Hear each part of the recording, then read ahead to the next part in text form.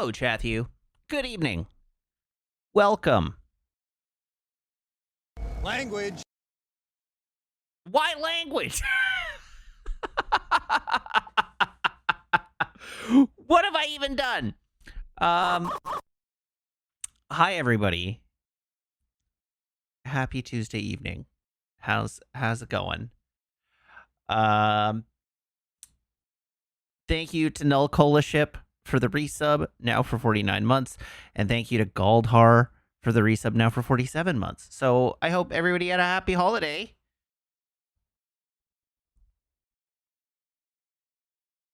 A Merry Festivus.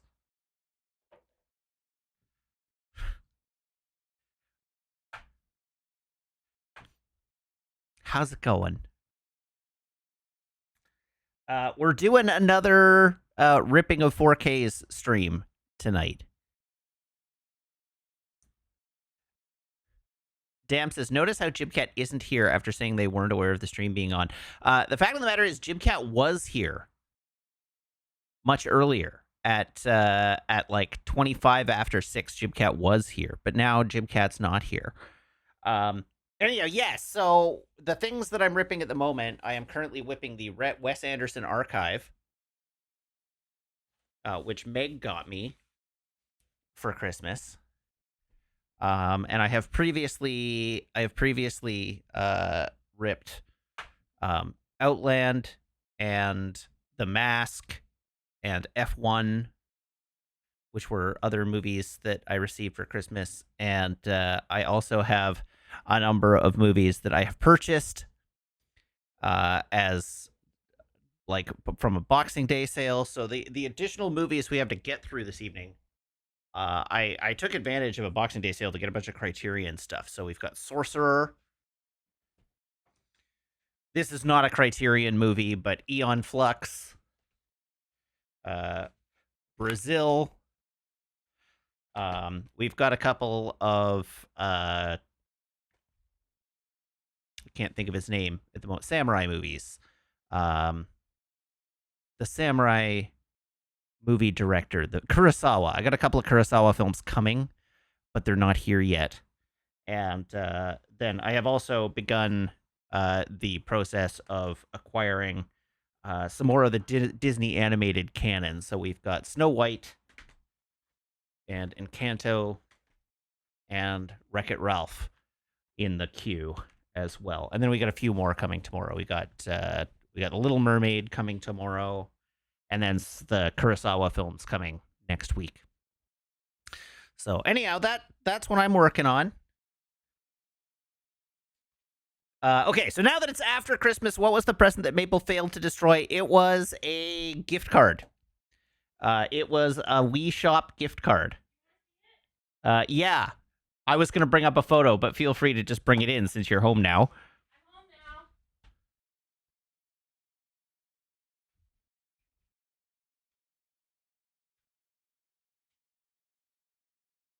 now. While we wait for Meg, Galdhar says, speaking of gifts coming, where's my dad's stuff? Well, one of the items for my dad is... I haven't told you this story yet. Okay. Hey, hold that thought. We'll come back to it. They haven't heard anything, have they? Yeah, no, they haven't heard anything. Do you want the criminal herself as well? I mean, I'm sure chat would like to see the criminal herself. Hey, criminal.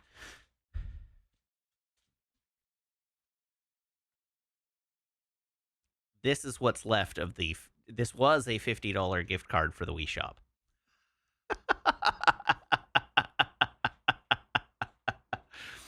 But thankfully... Don't show it. I'm not going to show the code. I'm just going to show the peel off. The peel off and the code was still intact.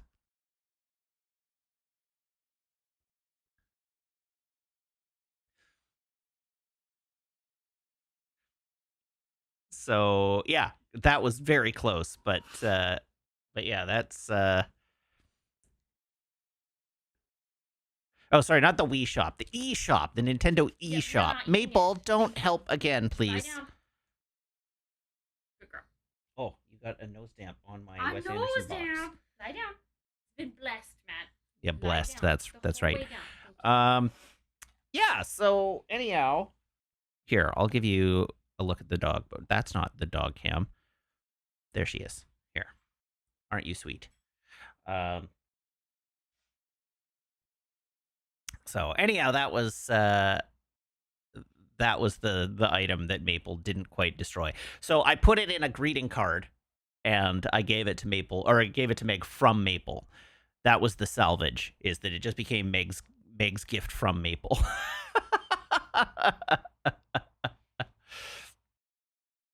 Okay, so chat, you wanted to know how everything went. So you may recall that what day was it that we planned to leave? Monday. So we had our Sunday stream, and then Monday we were leaving.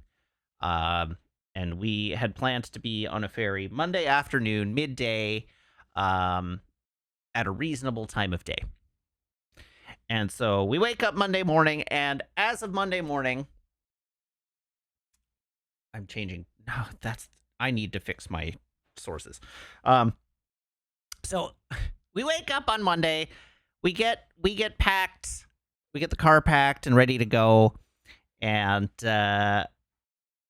we're all ready to head out to the ferry terminal mid-after, like leisurely morning, but ready to head out to the ferry terminal around 12:30. And at this point, none of my dad's gifts have arrived. All three of them are still in transit, and we have a shipping notification that one of them is due to arrive on Monday. And so we just cut our losses. We're like, well, it's not going to get here. We got to go to the boat. And then Meg looks up the ferry listings and learns that all the ferries on Monday have been canceled from the ferry terminal that we're leaving from. All of them due to high wind. From like 9 a.m. to 6 p.m. There are no boats. And this comes as a surprise to me because you would think if you were running a ferry service that is able to take online reservations for placement on the ferry, and as a part of those online reservations, you collect the emails of the people reserving places on the ferry with you, that when you cancel a sailing, you would automatically send an email to anybody with a reservation on that ferry to tell them that the ferry is canceled and they shouldn't show up. But in fact, there was no email. In fact, to this day, we have still not received an email telling us that our ferry was canceled. My favorite part is that the BC Ferries posted on their website at 8:54 a.m. that they had canceled these things. And Matt received a confirmation email of our sailing at 9:06 a.m. Like, yeah. No, that's broken. So anyhow, having not received any information from BC Ferries directly, only seeing on the website that the ferries were canceled, we decided to go to the ferry terminal anyhow. Also, the website, because we tried to go on the website. Oh yeah, and the website is like super slow because everybody's slamming it. So we couldn't get to it. Yeah, you couldn't find other sailings or anything like that. So we just went to the ferry terminal, and we spoke to the people at the ferry terminal, and yeah, that's right. We were just waiting in line. That was the queue that you would get if you tried to access their website. So we went to the ferry terminal because we were like, well, who knows what's going on? Let's just go to the ferry terminal. Either at that yeah, and we couldn't get through on the phone either. So we show up, and the people at the ferry terminal are like, yeah, we're not letting you in. The ferries are all canceled. So here's the deal. You leave through this little exit here, and at some point today, BC Ferries customer service will call you and rebook you on the next available sailing. So we'll try to get you on a boat today, but just wait for BC Ferries to call, and they will rebook you on a new sailing. And I'm like, okay, sure. So then we go in and park in the parking lot, and I walk up to the walk-in window, and talk to a person there who's actually like selling tickets. And she's like, "Oh yeah, ferries are canceled." And I'm like, "Yeah, I know that. Obviously we had a reservation on the boat.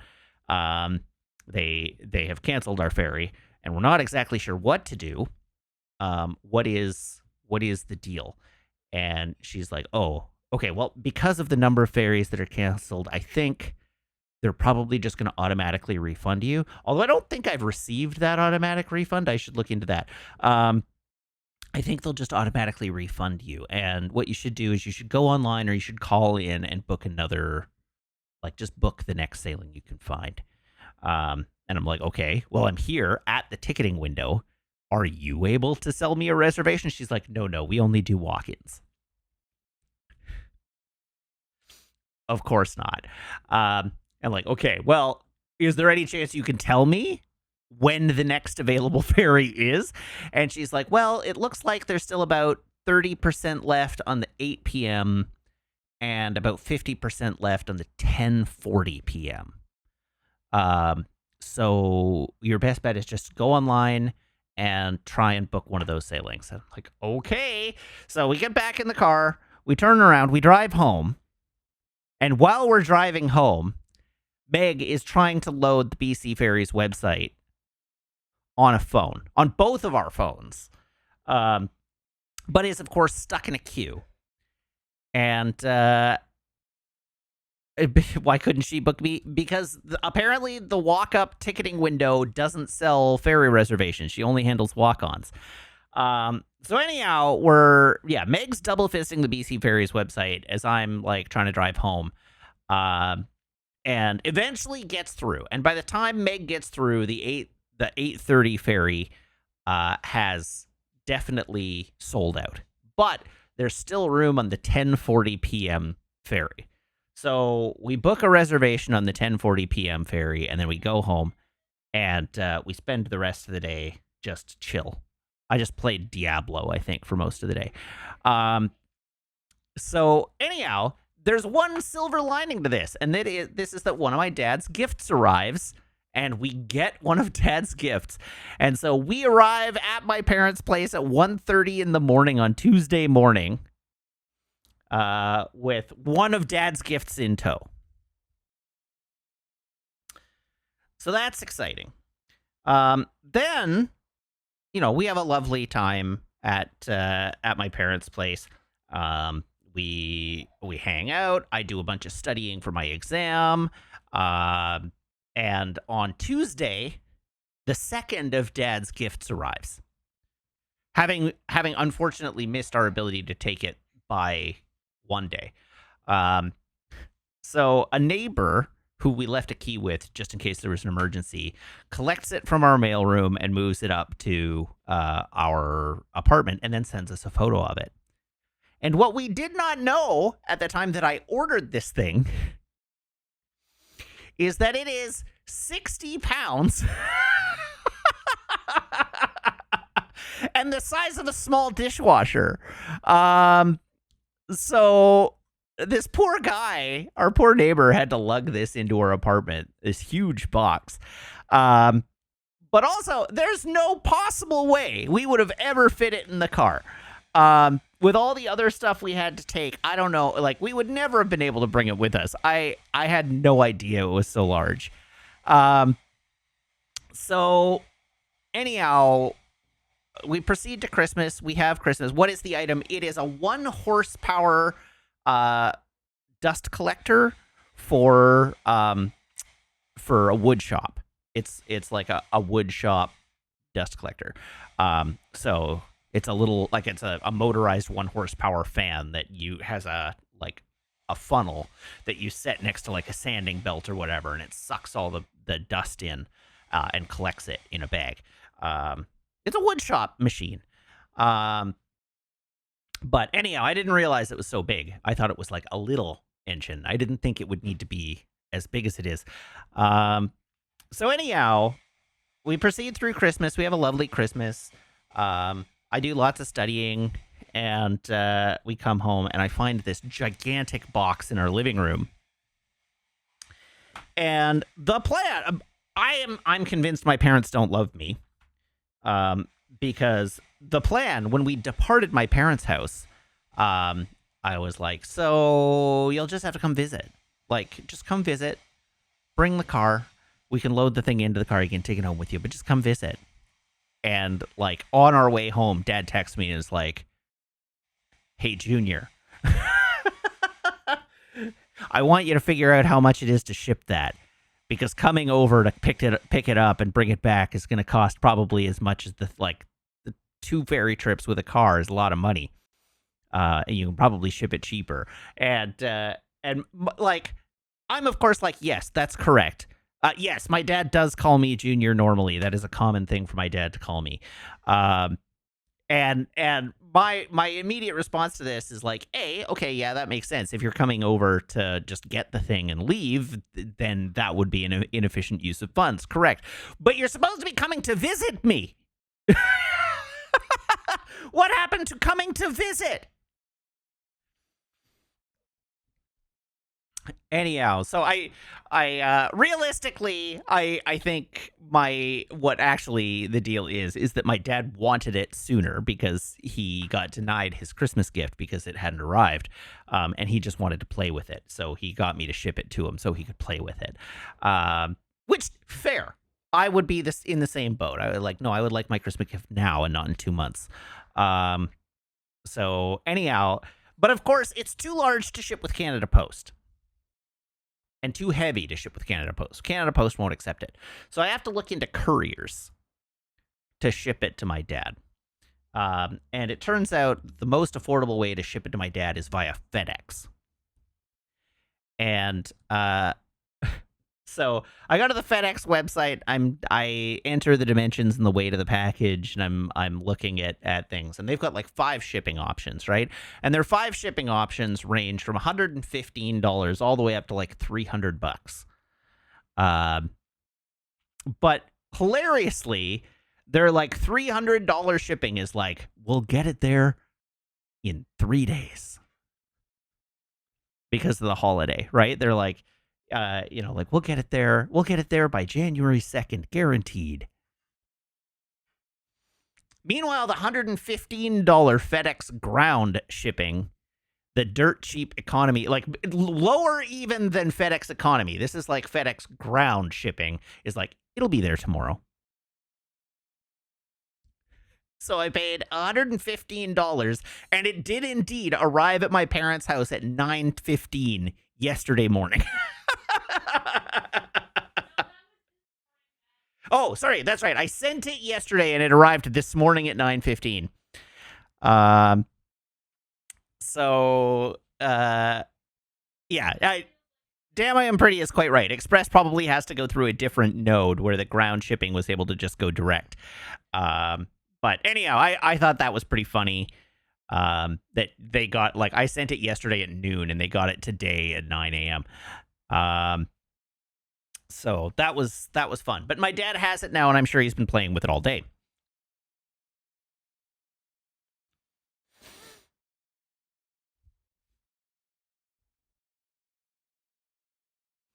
So that's the story of my dad's gift. The third item is on back order and won't ship until February. So that he'll get that when he gets it.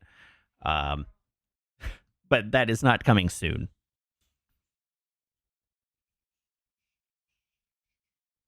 Hi, Meg. Hi. Oh, gloves. Yeah. I see. I don't want to get my nails gross. I see how it is. They're so long right now. Look at them. Oh. Look at how long they are. Very I don't nice. want gross cookie bits under my nails, and I don't want what's under my nails in the cookies. That's reasonable in both directions. No, Maple, you don't get to lick them. That's the whole point. Is clean. Hi, What a good Maple. girl. Did you talk about how Maple only did like 2 crimes? Maybe 4 crimes during Christmas itself? I don't even remember what crimes Maple did. She stole 3 things off the tree. Oh, that's right. She did steal 3 ornaments off the tree. You did do that, didn't you? In other news, I got a new Lego set for Christmas, for Crimbus. I got the Lego Transformers Soundwave. So I'm looking forward to building this week because I have a place to put this.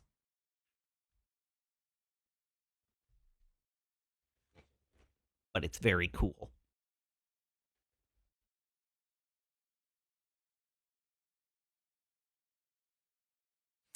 So yeah, that's am I gonna give it knees? This one might actually have knees. This one has knees. I think the knees bend the wrong way, but this one has knees. I'll have to look into it.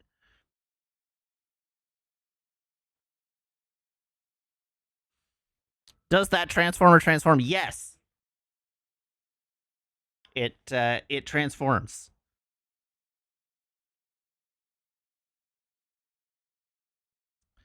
That is the gimmick.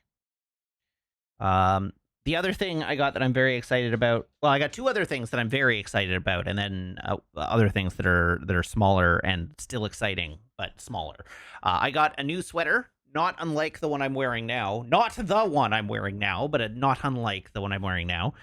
And I got an Apple Pencil Pro to use with my iPad. So I'm going to start doodling, probably. I have to spend some time with it to like figure out how to doodle. And then I bought the Procreate app so that I could play with it. But yeah, I've wanted an Apple Pencil basically since they announced one to just noodle with it. So that's fun. It's both more and less intuitive than I think. Yeah, that's about right.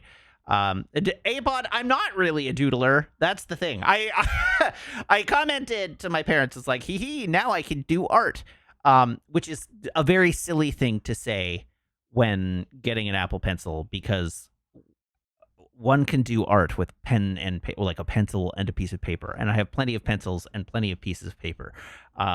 So it's not like the lack of an Apple Pencil Pro was denying me the ability to do art.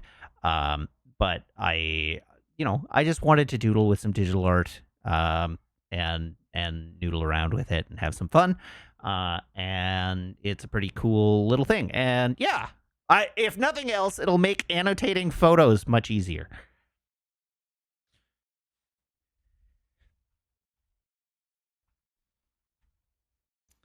So yeah, that was the bulk of my holiday.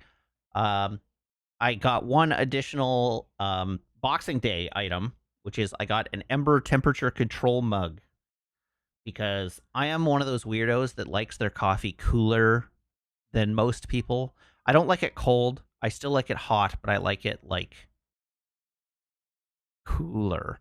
And I have a hard time finishing coffee because I let it get cool to the temperature that it's drinkable, but then it rapidly gets too cold from the drinkable temperature and proceeds to be cold, and then it's gross and I don't want it anymore. So I got an Ember temperature control mug, which I can set a temperature at, and it will let my coffee come down to that temperature and then hold it at that temperature while I drink it, which is truly, we live in the future. This is definitely a very silly product, but it is perfect for me, and it's rechargeable. It has a little coaster that charges it up, so I can just. I told myself that if I got a job that required me to go to the office, I was going to get one, because it's not that big a deal at home, because we just make coffee in the other room and I can just go refill it and warm it up whenever I want to. But then I got a job and I was like, you know what? I have a job now. I can treat myself. So I bought myself my little temperature control mug so that I can have appropriately temperate coffee at all times.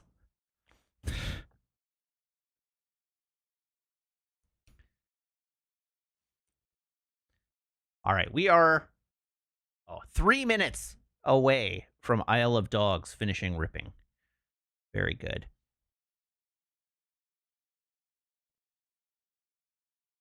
Yes, a job that doesn't require me to go to the office, but I decided to just get it anyhow. Anyhow, yeah, the other thing that happened today is that I wrote my PMP exam and I passed. I achieved the highest score achievable on the exam that they report, which is that I was above target in all categories and I passed. So I don't have my certification yet. That takes a couple of days, but I passed, and that's exciting for me. Oh, hooray! My copy of Tron Ares shipped.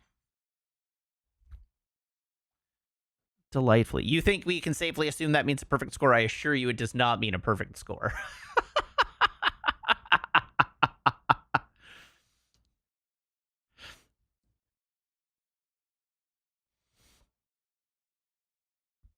I'm legally restricted. I signed an NDA, so I can't talk about any of the questions on the exam. But I did think that the questions on the exam were generally better worded than the exam questions on the practice exams.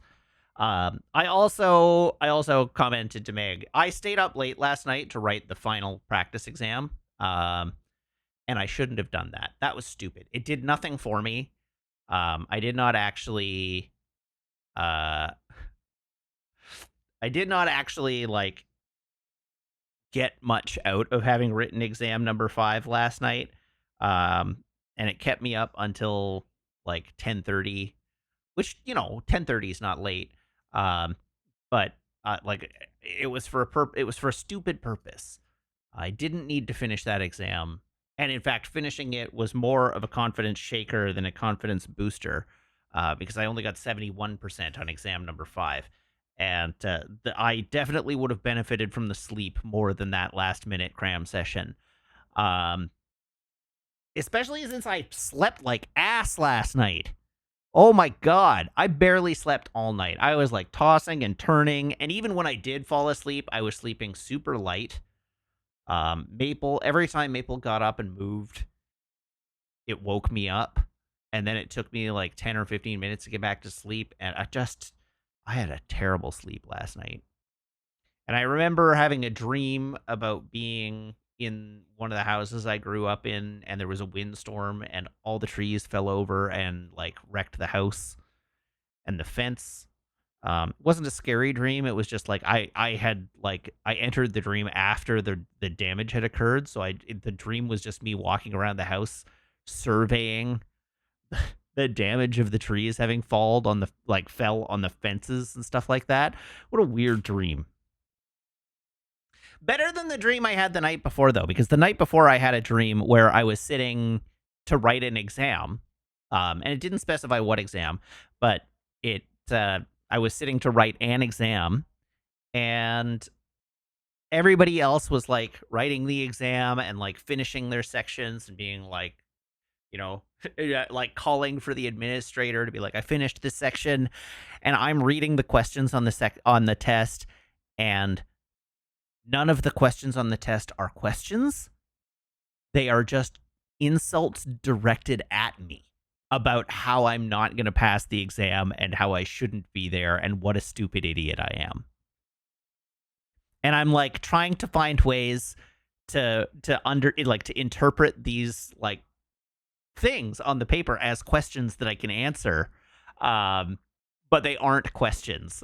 And everybody else is like acing their exams all around me, and I'm like reading the questions. It's like, you're just such a dummy for being here. Why did you think you could do this? You don't belong here. Like, just the worst. So thanks, brain. Love that.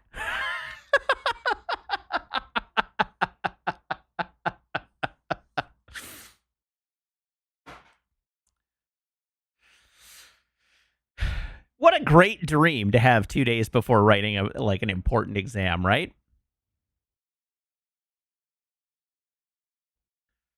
Sam says, I had a dream once that was a zombie movie, but all the zombies said incredibly specific denigrating things about me.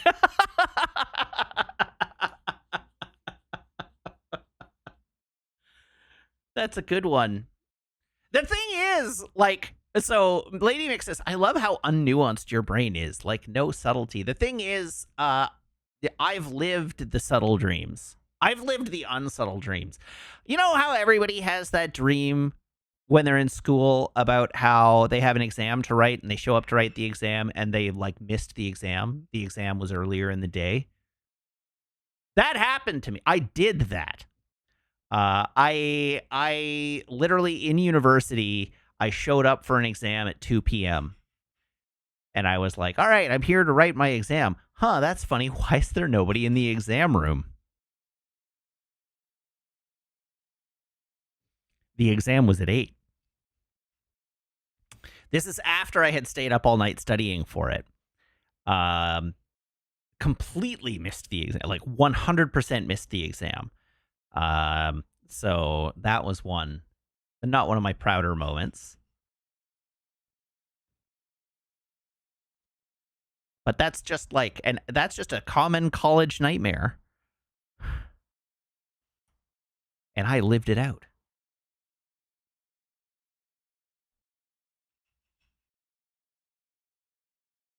My Wes Anderson box set has maple boogies all over it now. It's no longer mint condition. It sounds like I need to sleep more than I think. Well, I mean, yes, that's true. I did have a lengthy nap this afternoon, so I feel more human now than I did this morning. Honestly, probably the best thing I did for my taking the exam today was so when you take the official exam, it's broken up into 3 parts. Each part is 60 questions long, and there's a scheduled 10-minute break after each 60 questions.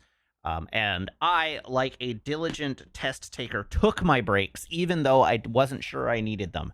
And I got up and I walked around and I stared out a window a bit and I had a drink of water and I used the bathroom, even if I didn't have to, before going back in and doing the next 60 questions. And that little brain break, ugh. When the brain break hits, that face when the brain break hits, it was good. I got ice cold water from the water cooler, and it was the best water I've ever had in my life. It was delicious.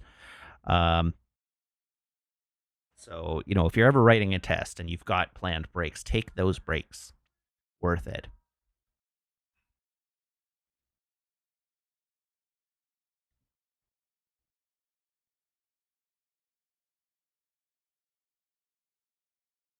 All right, this is the last of the Wes Anderson movies. This is The French Dispatch just went into my Ripper. Into the Ripper with it.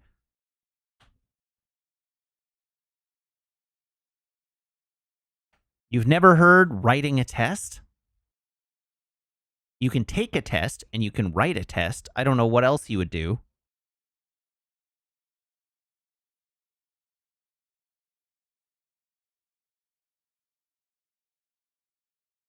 Realistically, I did no writing during this test. It was a multiple choice test on a computer monitor. Writing a test is British English. Okay. Well, I'm not British.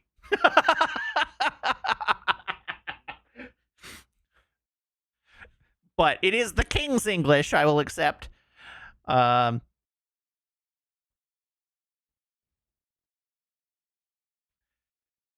says, writing sounds like you are making a test for others in American English. I mean, yeah. I mean, that's like tabling a bill, right? Which means the exact opposite things in Canadian and American politics. Although I can never remember which one's which.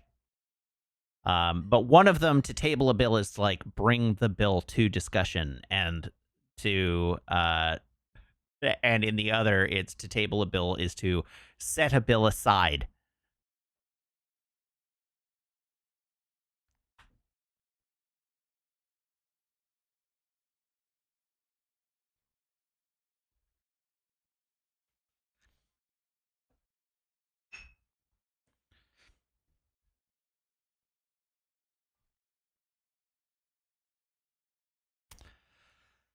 All right.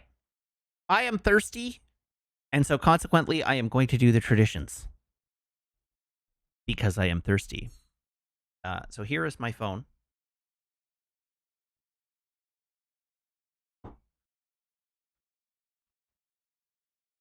Here is my phone cable. Everyone, please brace your ear holes. Man, this cable's in great shape. Just perfect condition.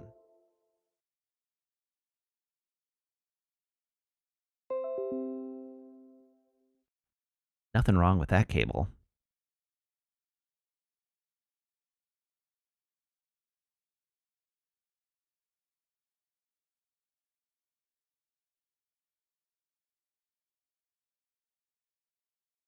Apod says, "Hey, Matt, did you see that news about that thing you like that is bound to upset you? You should talk about that in depth." No. I don't know if you're just baiting me with a thing that didn't happen and you're hoping that I just can take that as a cue and go off, or if you're thinking of something specific. But the answer is no. So I'm perfectly happy with whatever.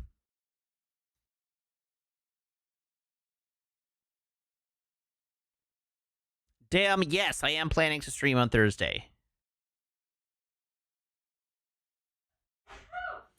All right, Garcon, can I have a drum roll, please?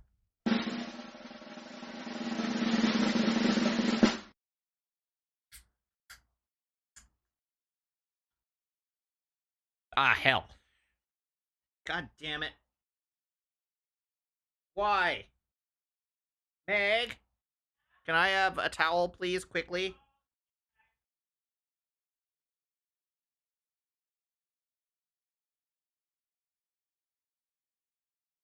Language.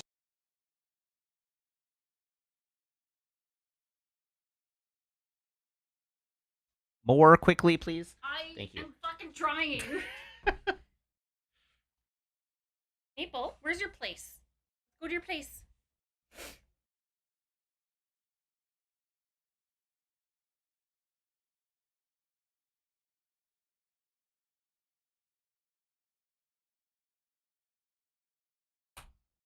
Okay, I don't know what happened there. But it just foamed all over my desk. So spoilers for what I'm drinking.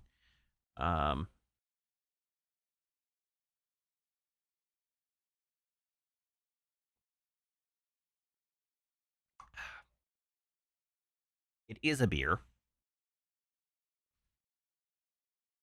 I earned it.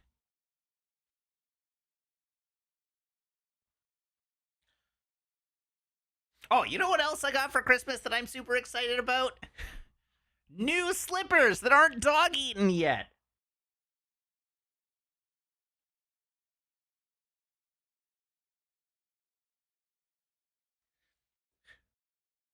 And which will hopefully remain that way.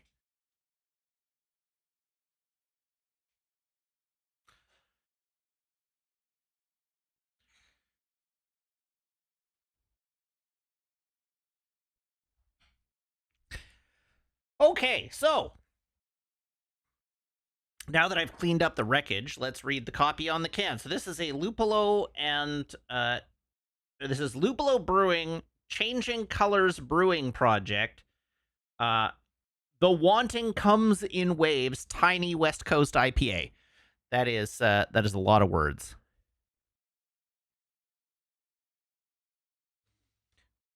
All right, so this low alcohol, heavily hopped West Coast IPA was brewed in collaboration with our friends at Changing Colors Brewing Project, a crew whose beers we've been crushing since they started.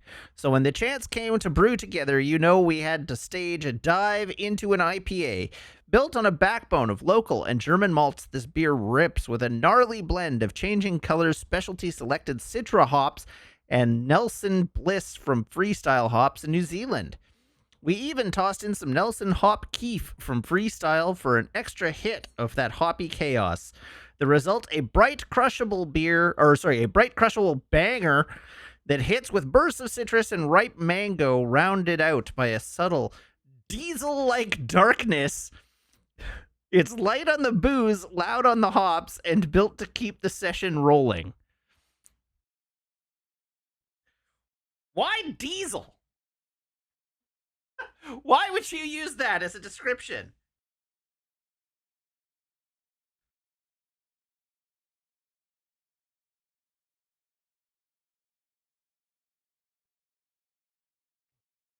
All right, so coming back to chat here, Sam says, did you see that Ryan Coogler asked for Kraven for the opening of Black Panther and Sony said no? No, I didn't see that. Although that's kind of hilarious.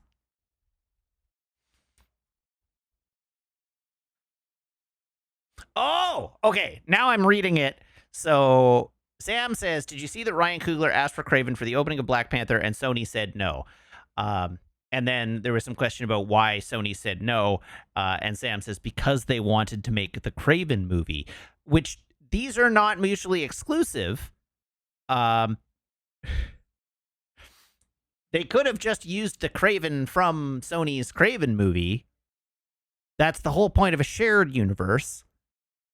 But I guess the idea was that if Ryan Coogler did Kraven, then Sony wouldn't get to make the decisions.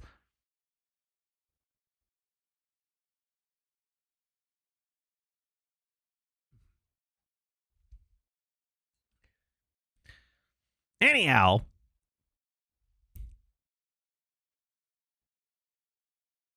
remember, this is Sony, who it turned out had the rights to use Tom Holland's Spider-Man all along and decided not to because they thought it would confuse audiences, which is crazy to me.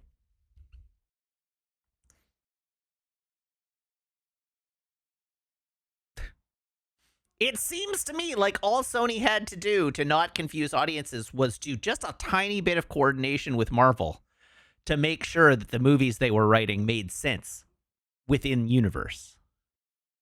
And then it would not confuse viewers.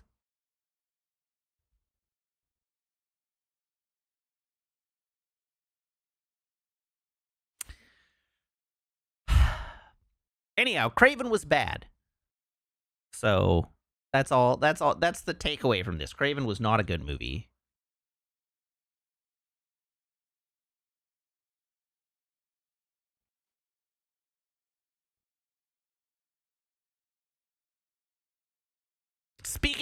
Speaking of Marvel, the next movie is Brand New Day. Am I looking forward to it or just along for the ride now? Right now, I'm just along for the ride. I mean, I'm looking forward to it. I will definitely go see it. And I'm optimistic about it. I'm looking forward to it. But I'm not expecting like great shakes necessarily. All of the Sony Marvel Spider-Man movies have been pretty good. So, if the next one's pretty good, then I'll be sufficiently satisfied.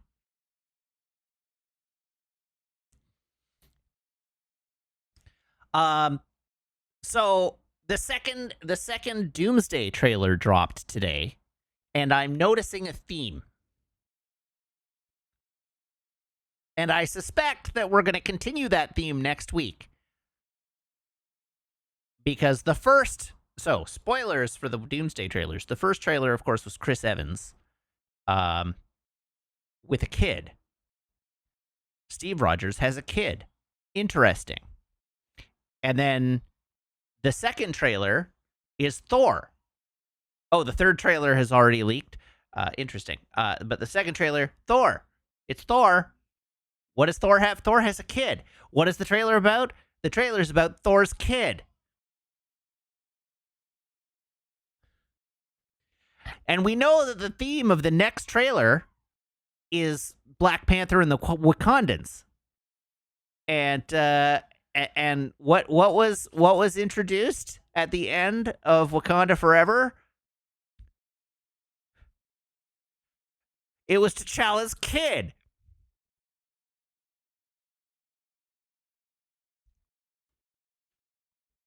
I get the sense that they're doing a thing with families that have kids.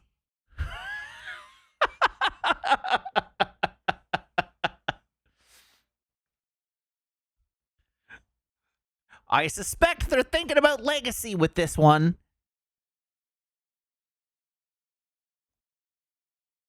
Yes, and we know Tony has a daughter. Oh, you can spoil the current trailer in theaters? Okay, what is the current trailer? Because I saw the Thor trailer, and I know there's a Black Panther trailer coming, and I've seen the Steve Rogers trailer. So what's the current? Oh, the current one is X-Men? Oh. Are they kids? I'll have to check it out. I didn't see that one. Hi, Sweet Pea.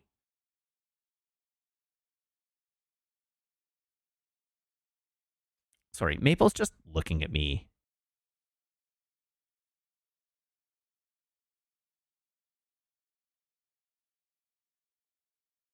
She's just sitting there staring at me. Hi, baby. Are you a puppy? She is a puppy. She's a barely visible to you puppy, but she is a puppy.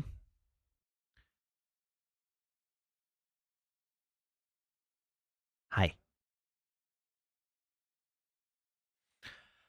All right. So,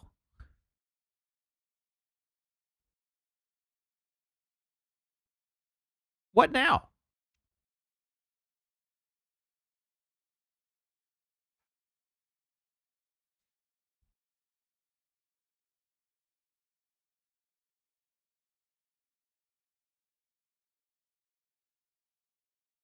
Sorry, my desk is still wet, so I need to put this towel on my desk to be less annoying. All right. Cool.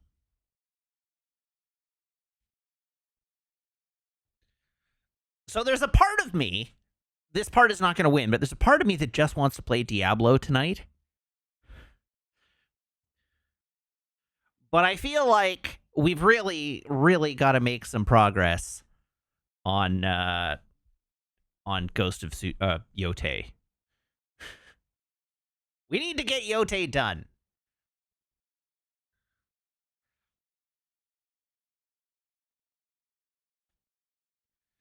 I did pick up Metroid Prime 4 for the next game. It's not so much that I can hurry up and play Metroid Prime 4. It's just like we've spent a lot of time with Yotei, and we should get Yotei done.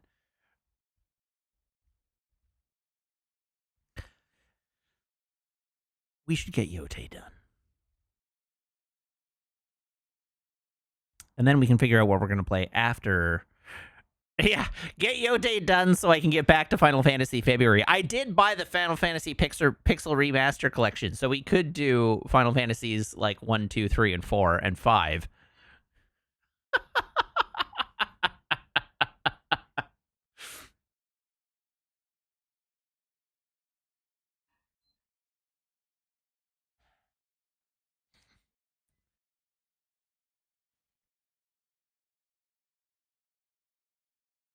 Or we could play Final Fantasy 14, but I'm putting chat in a mode only mode.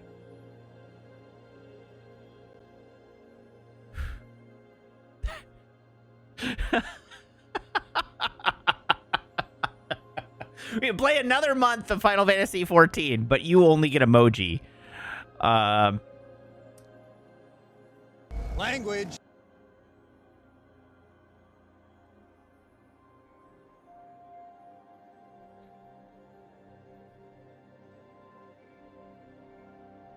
So Sam says apparently Vincent D'Onofrio isn't confirmed for Brand New Day, and I understood to be the case. There's a lot about that movie that screams that it's going to be a Kingpin movie, but also maybe Kingpin's not in it,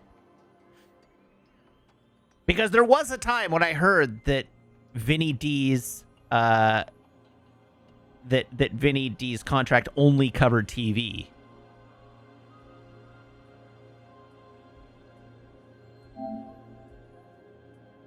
And I did not, in fact, ever hear them confirm. Sign in? Why do I have to sign in? I should be signed in already. Sorry, I'm not going to show this to you because I don't want you signing in on my PlayStation.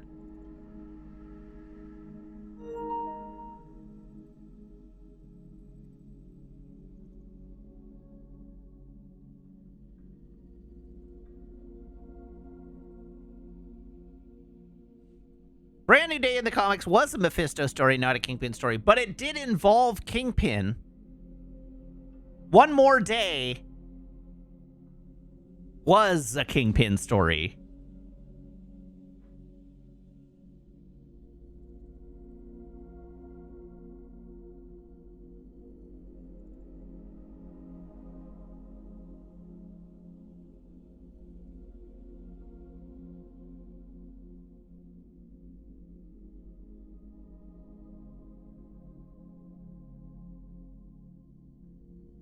Okay. Sure?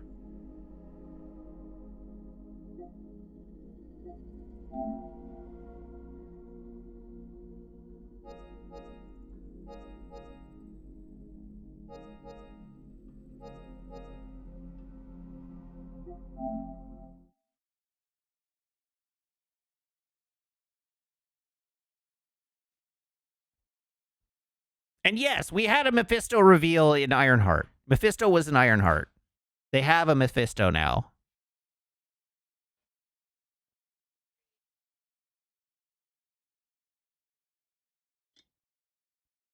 Yeah. Borat.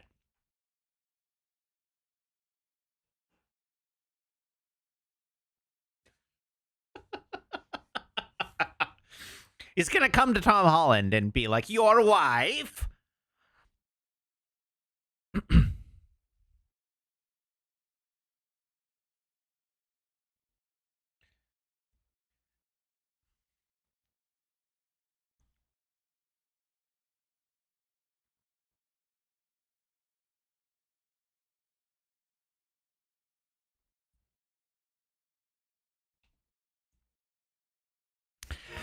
All right, here we are. Oh, right. We were trying to figure out the maze.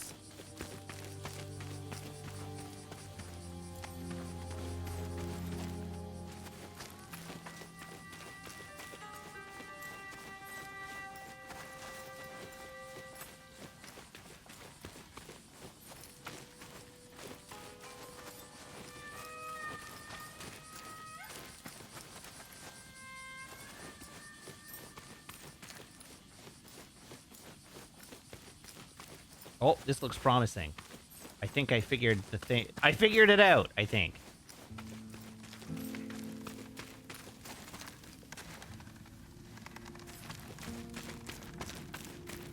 Nope, I just left.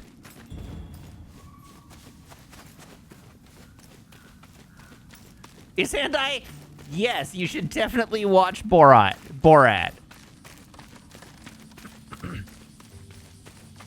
And Borat 2, for that matter. They're both pretty good.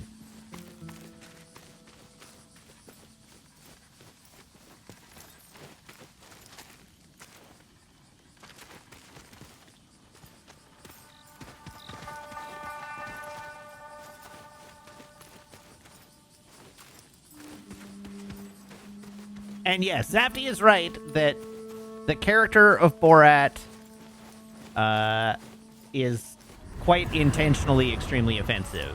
There has to be something about the right path that's different from the others.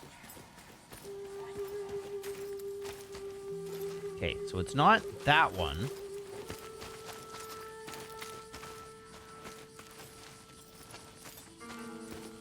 Oh. Oh! Red flowers. No flowers. Okay. Red flowers.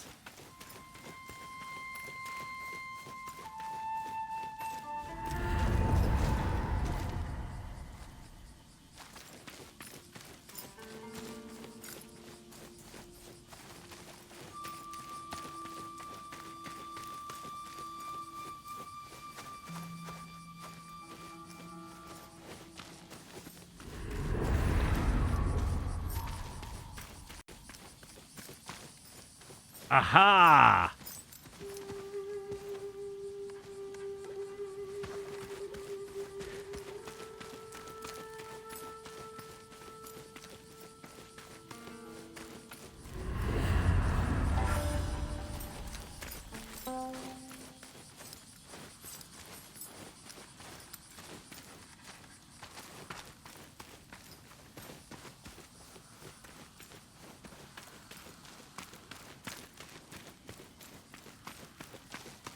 Yes, I do agree with the comment from Maricat is like, when you watch Borat, remember that it was, yeah, the opinion of it at the time was that it was owning people who more or less just shrugged and went on with their lives, completely unfazed, and continued doing what they were being mocked for, with no shame. Someone left a key here.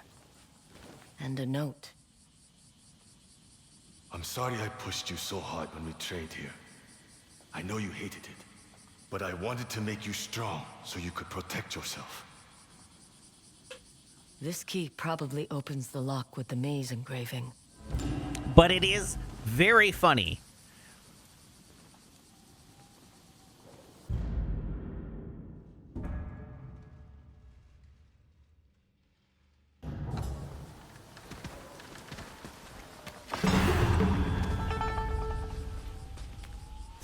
Whoops.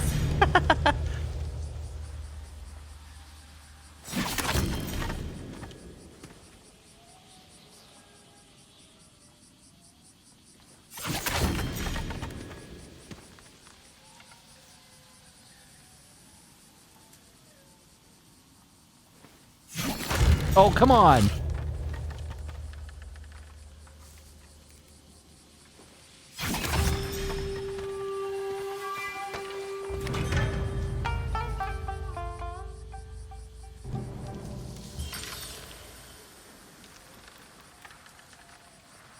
Yeah, Bad Grandpa was a jackass character. And Borat does not, like, Borat does feel of a kind with Jackass, but a different kind of, like, stunt.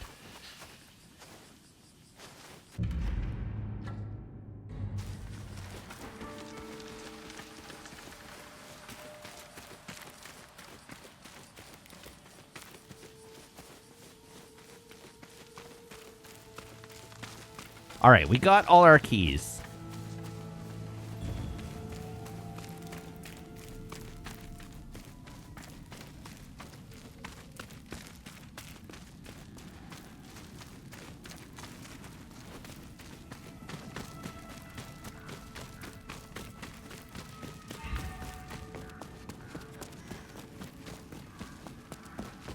Oh, a sign.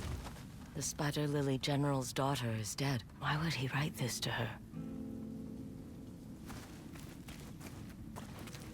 Unlock.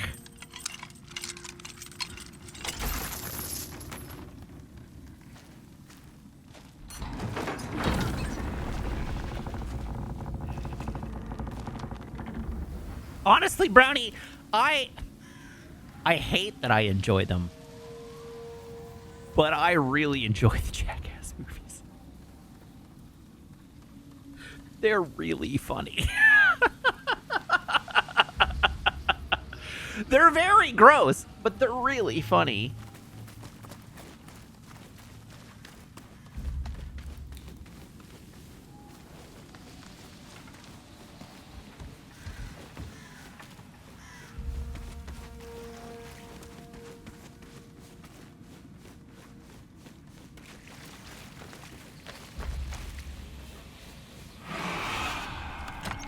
Oh.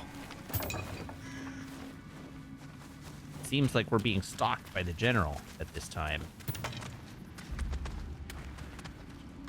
This game has gone full horror movie. It's kind of great.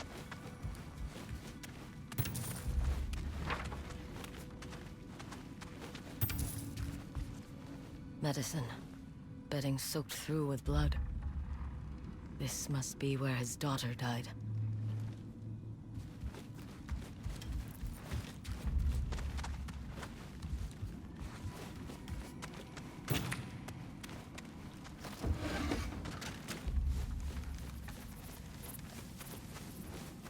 Okay, there's no evil general back here now.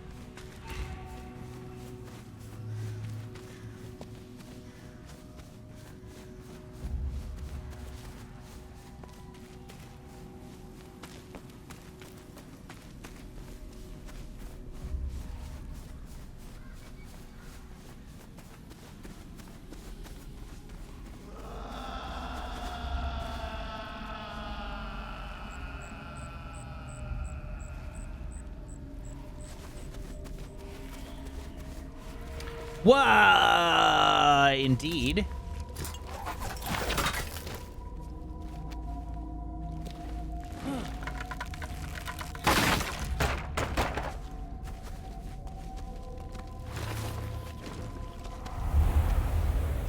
Yuri! You finally returned! I've waited so long. I won't make you spar again. You can paint as much as you want. I'm sorry. I'm not Yuri. Wait. I see you've grown strong. Like a warrior. I'm not Yuri. But I understand the loss you feel. Show me what you've learned since you've been away. But be warned. I won't hold back. I need to know you're ready to face the world without me.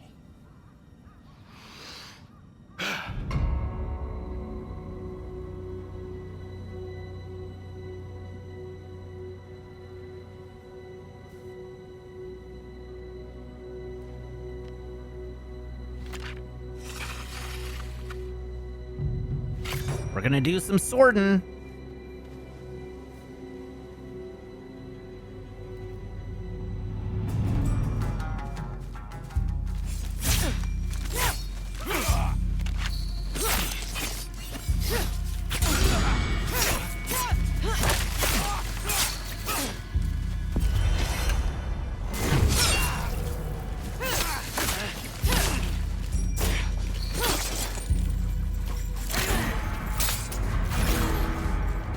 What? Yuri! I never imagined you become so skilled. Your daughter isn't coming back. Ow! Whoops.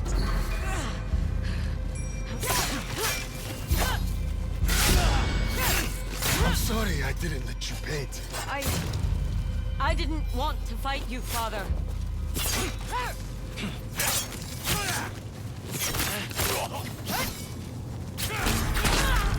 Oh, I'm down. You can't be done already.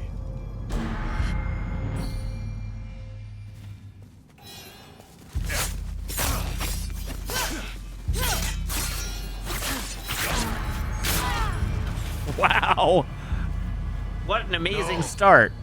You can do Let's better. try this over again. Yeah. I can do better.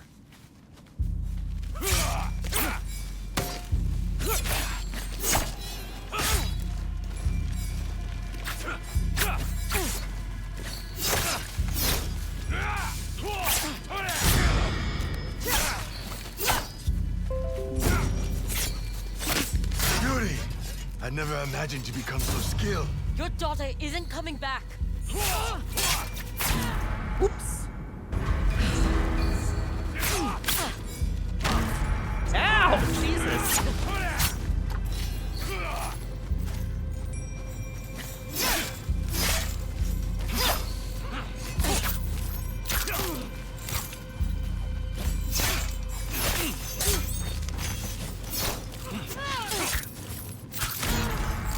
Rude.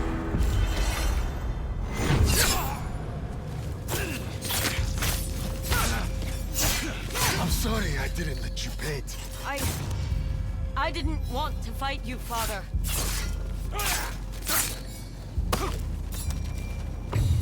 Yeet.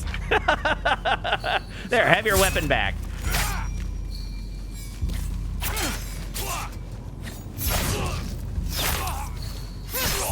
I only wanted to teach you how to protect yourself. You did, father. I'm strong now, thanks to you. Such skill. I'm impressed. You can fight your own battles now. You don't need me anymore. I don't. I'm safe. Then I can finally rest. I love you, Yuri.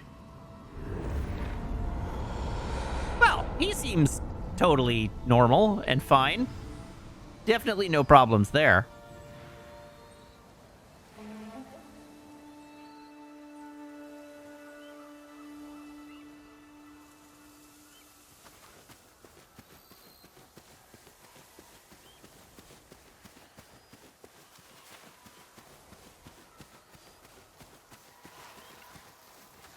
The Spider Lily General's armor.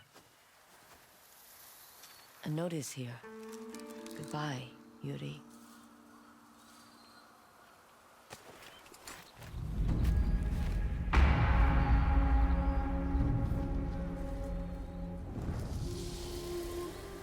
That doesn't look anything like the Spider General's armor.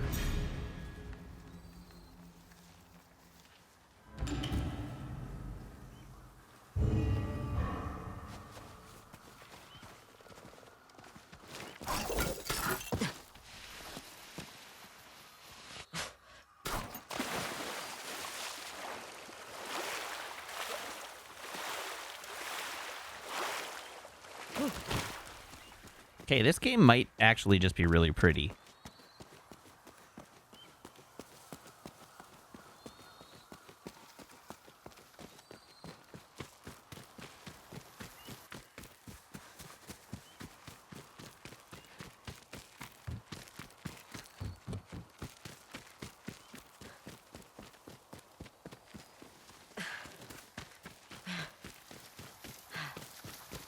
The Red Sonja movie came out?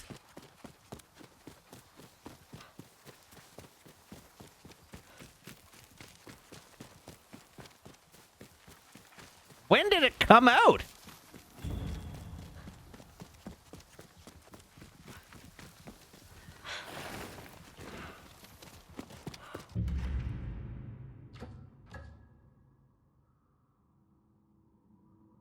In August, apparently? Huh.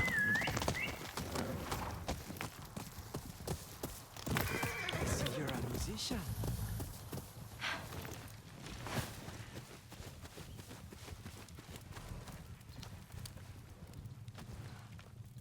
I like that his horse is just curled up like a Play little that croissant. shamisen? I have my moments. I've always Very wanted shrimpy to horse. learn, but I never got around to it. They say good music is the best way to please the kami. My mother used to play songs at shrines in the grasslands. Do you follow in her footsteps? Maybe I should start.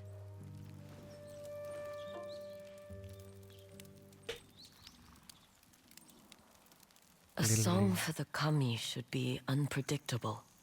Like nature.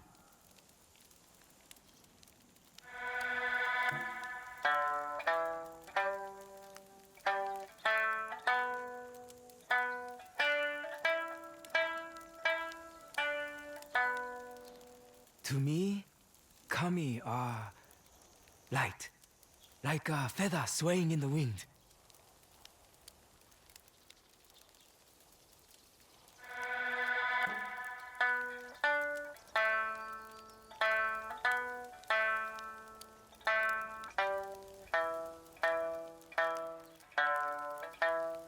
All these Ronin who come from the south, they don't appreciate Ezo. Even Clan Matsumaya wants to mold it into something else.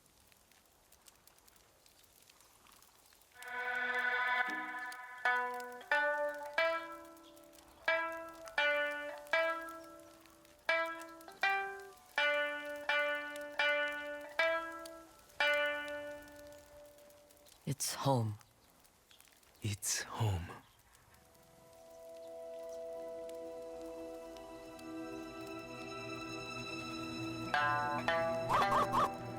Oh, somebody who subscribed. Who was it?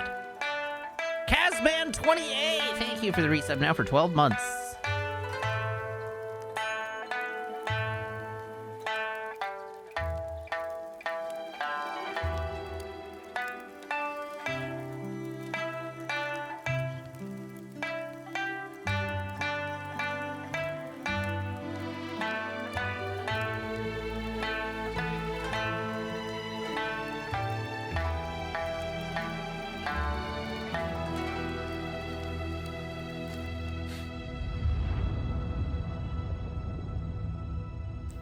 Hooray!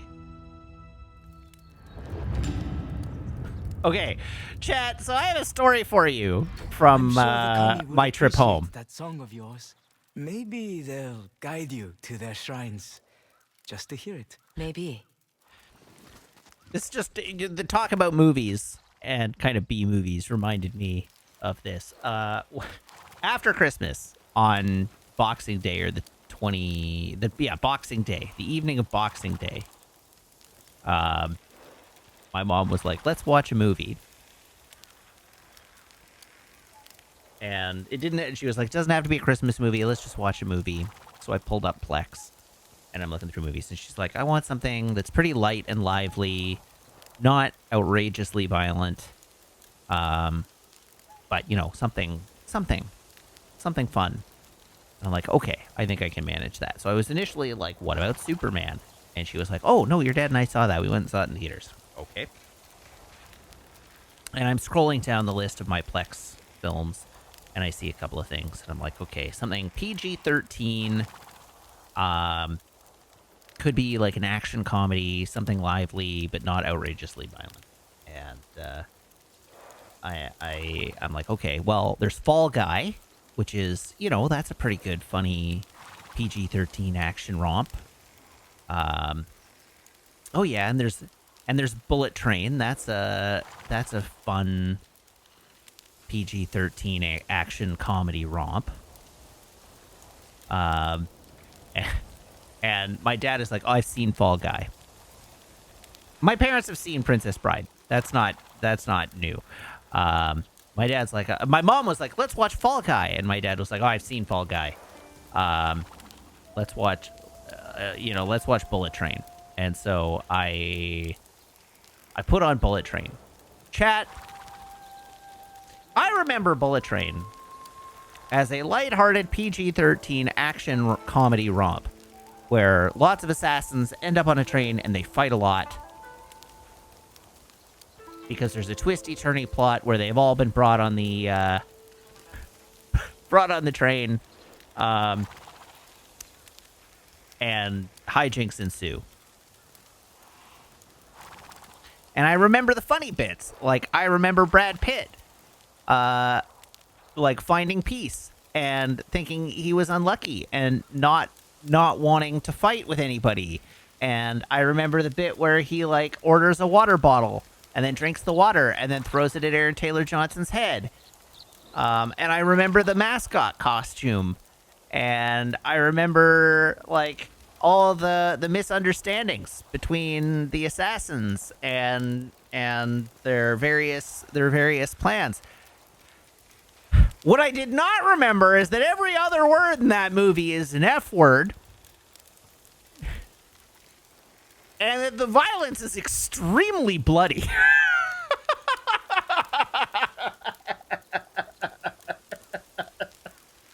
I didn't remember any of that.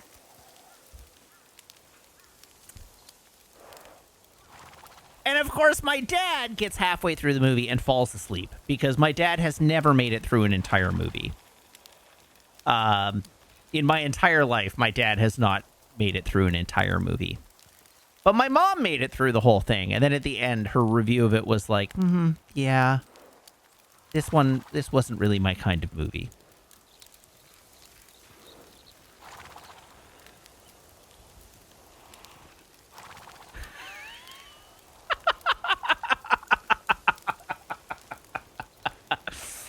And so I'm like, oh my God, Mom, I'm sorry. I genuinely didn't remember how violent that movie was. I was like, this is a PG-13 fun action comedy.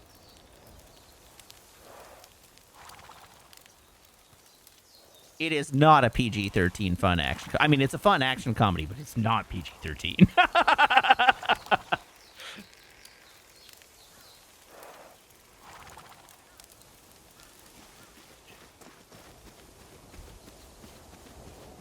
Anyhow, I enjoyed it. Meg enjoyed it. I thought you'd enjoy it. No. Because I remember you didn't come see it in theaters with me for one reason or another, but I don't know, it's a pretty silly, fun movie. It's just really bloody. It's not gory.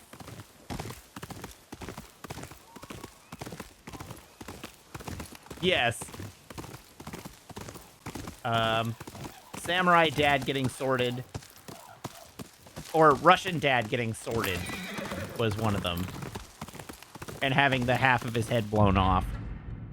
And my mom could not for the life of me remember who the dead guy was through the whole movie. The son of the Russian mobster. Every time it came back to the dead Russian mobster, or the dead Russian mobster's son, my mom would be like, who's he?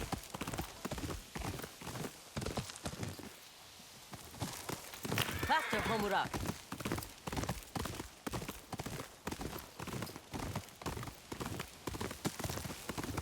Anyhow, Bullet Train is a great movie. You should all watch it. It's very fun. That is a certified good movie, despite the fact that it's certified not fresh on Rotten Tomatoes. It is a good movie that you should watch because it's good. If you're not my mom. And I'm confident you're not my mom.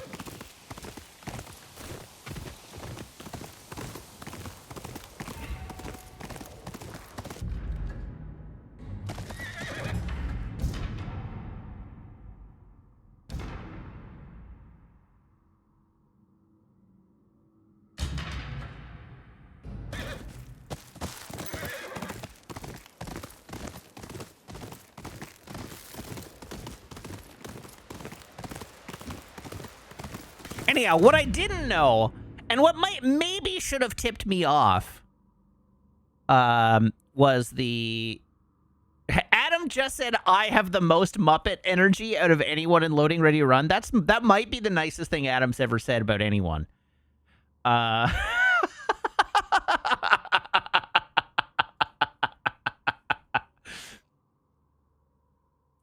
Which Muppet?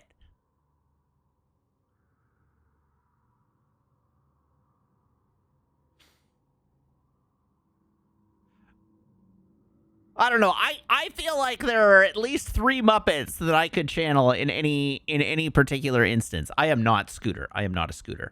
I feel like Beaker. I'm also not Beaker. I think Kermit as the kind of like the hapless one that's trying to be serious and not very good at it. I'm not. I was gonna say Rolf, but I think Ben is the Rolf.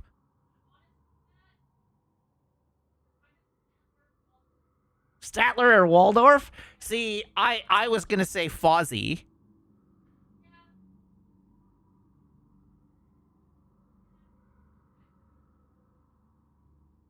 Waka Waka.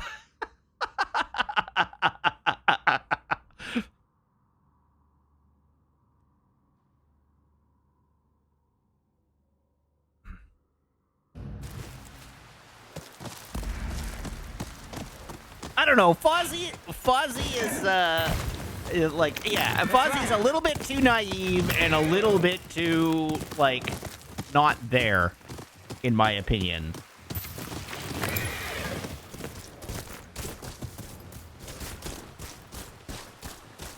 Rizzo?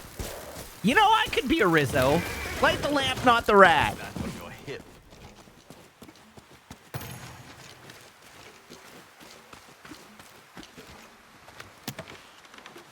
Is Surge Fuzzy? Surge is Skeeter. Come on now.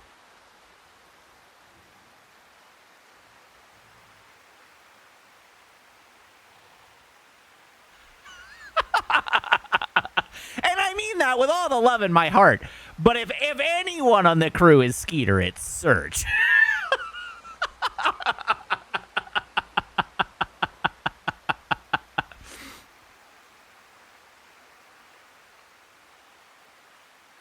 Who's Gonzo? Yeah, Ian is probably Gonzo. Or Alex. Yeah, Alex could be a Gonzo. I don't know. Alex might be more the Dr. Bunsen honeydew. Wheeler for Gonzo?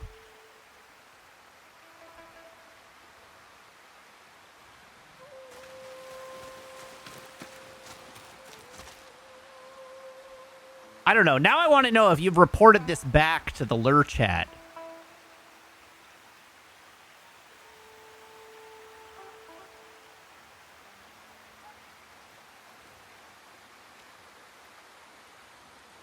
I'm going looking.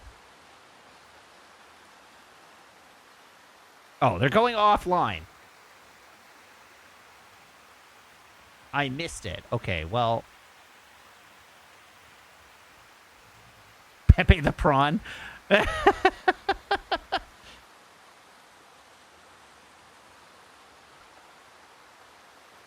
Okay. Hi, let's fight to the death. Is a work of art, worthy of Takezo himself. Another disciple.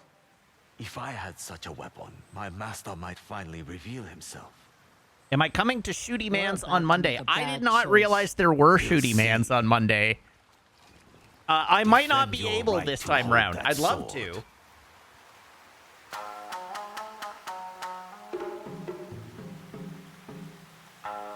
But that's the first day back after the holiday, and I probably won't be able to duck out early.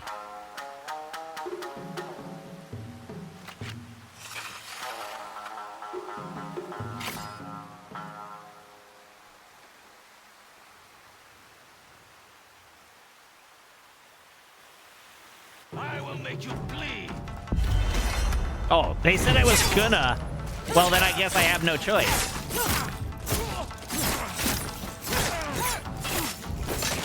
What a magnificent sword!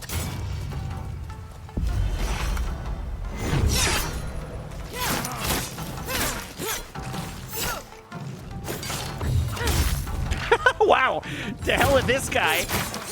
Your blade sings!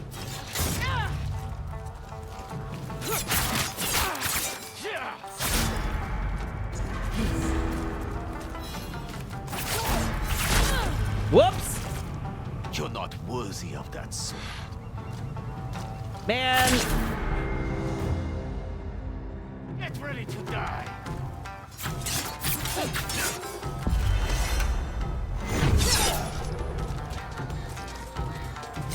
Hello, Erica. Hello, Raiders. How are you this evening?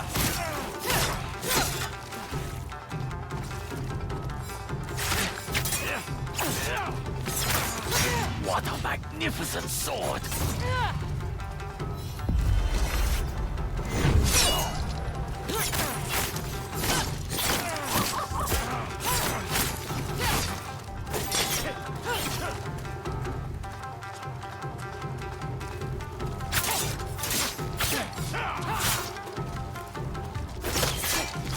Your blade sings! Pocket sand. Whoops.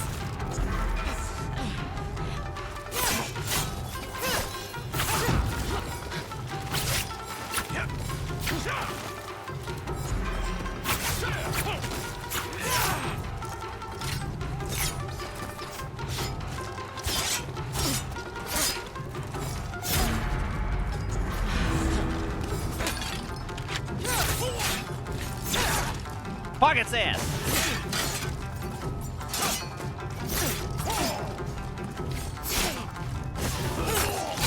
You handle your weapon well.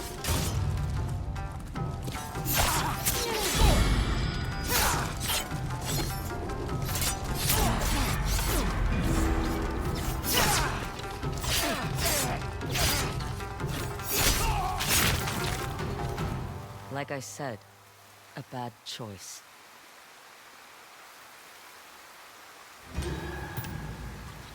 Well, sucks to be that guy.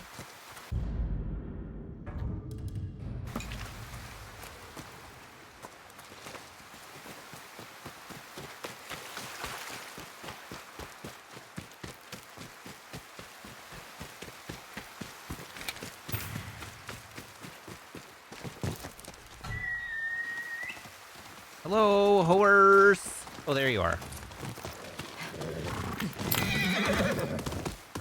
Oh, hello. Little yellow friends. You imply there's a shrine nearby.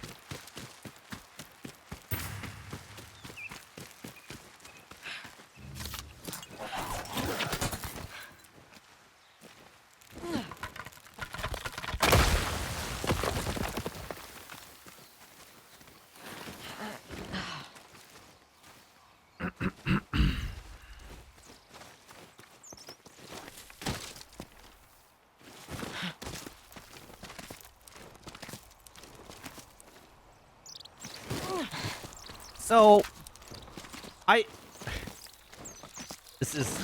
don't know, this is just where my brain went. I bought a bunch of beers. I bought 1 beer. I had 2 beers. 3 beers. I bought a bunch of beers. So, I think we discussed previously that one of the things I do every year for Christmas is I go to a local like wine specialty shop, and I get my parents 2 bottles of wine for Christmas dinner that I give them as gifts on Christmas Day from the vintages room, like really, really fancy bottles of wine. Really, really fancy bottles of wine. And I did that again this year, and I gave them to them, and my mom's wine was a huge hit. She loved it. She loved it. She loved it so much that she asked me to go buy another bottle that she can keep until her 75th birthday so that she can crack it for her 75th birthday as like a special occasion, which I did. Like, that was no problem. It was very easy to do. But she was like, I want another bottle of this while I can still get it so that I can set it aside. So that was a good one. But anyhow, while I was at the liquor store buying those, I also bought a bunch of beers. And most of them I bought because I thought they sounded good. But a couple of them I bought because I really loved the names. And you'll see them eventually. But one of the things I didn't do while I was buying these beers was check the alcohol content of the beers. And so there are a number of them are fairly strong beers. But one of them is 10%. And another one of them, which was the one that I was going to bring out tonight, is 9%. Which are going to kill me. You're going to watch a man die live on stream. And the 9% and the 10% beer, I both bought them strictly because of their names. Both of them have great names, like really genuinely awesome names. And the names are so good that, of course, I want to share them with you on stream to show you how delightful these names are. And you'll get a good laugh out of them. But unfortunately, they will then also kill me.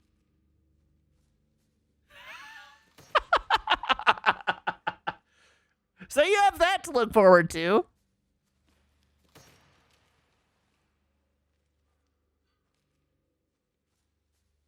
Anyhow, tonight's beer, I think the reason I thought of this is that I felt a wave of, like, the alcohol taking effect. But the beer that I'm drinking is, like, 4%. So I was thinking, like, geez, I probably should have eaten something.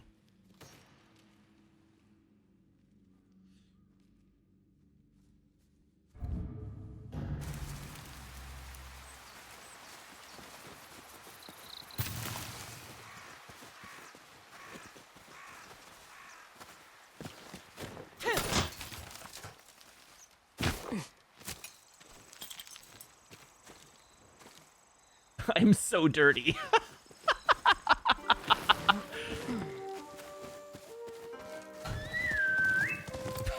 Basic human decency says, I would love to see a man die on stream.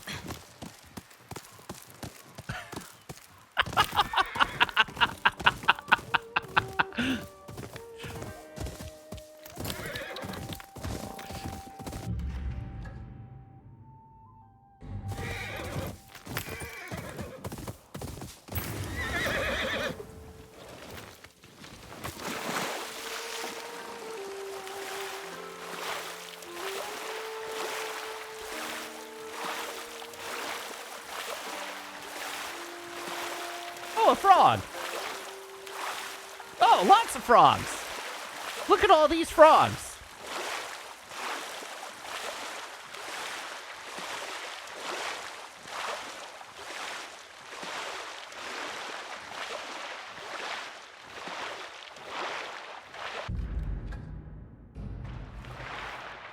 It's getting awful blurry. Oh my god, I'm out of stamina. That explains it. Oh dear.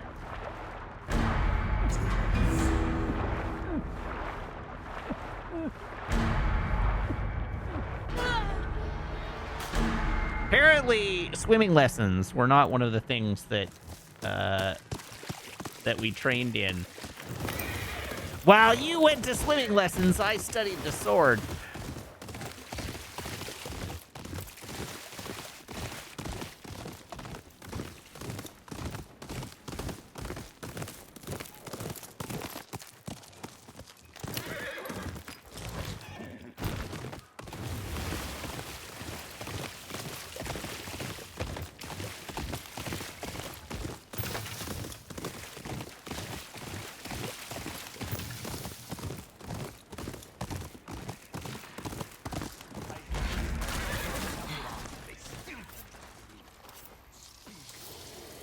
Who are you? To hell with this.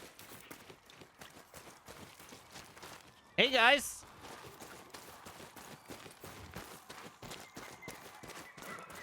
Roan in? More like roan out.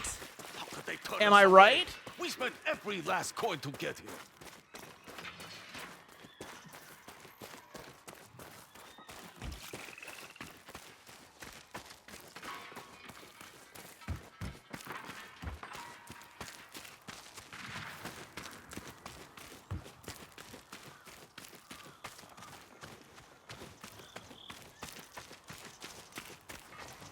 Knock, knock. Speak the words. A tiger forced up the mountain still bears teeth, and will return twice as strong. Well said. You may approach. Oh, hell, it's her!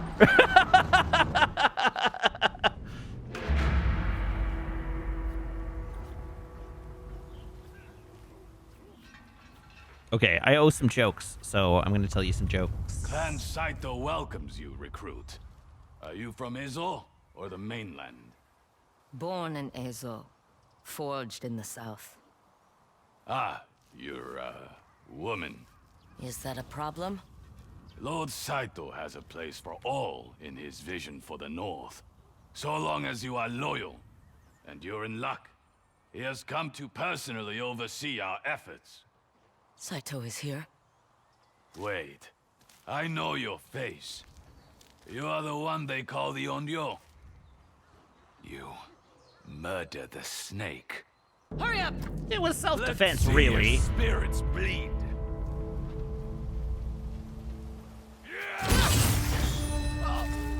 If I move quietly, I can ambush Saito. Stick to the grass. Stay out of sight.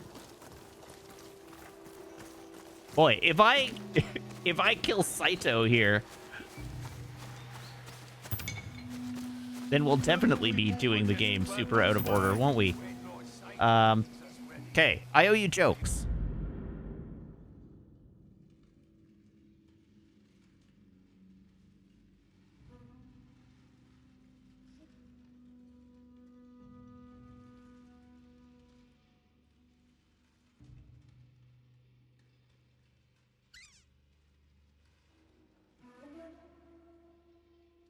Hmm.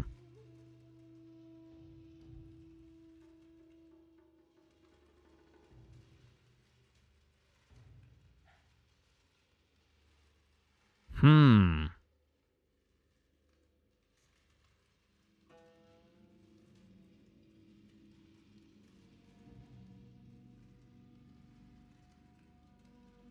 Why was the broom late to an appointment?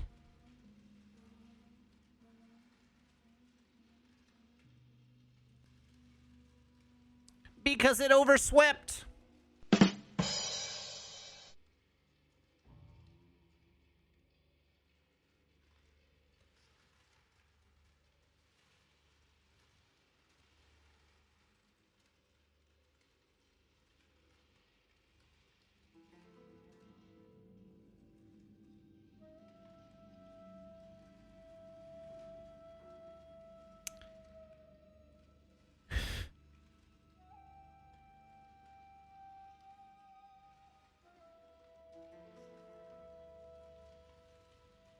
Hmm.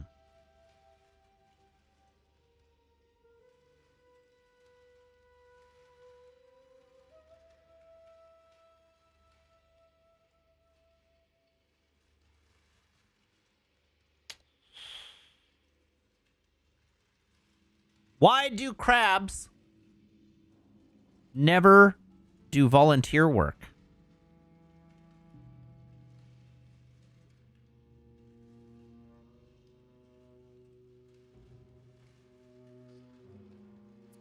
Because they're shellfish.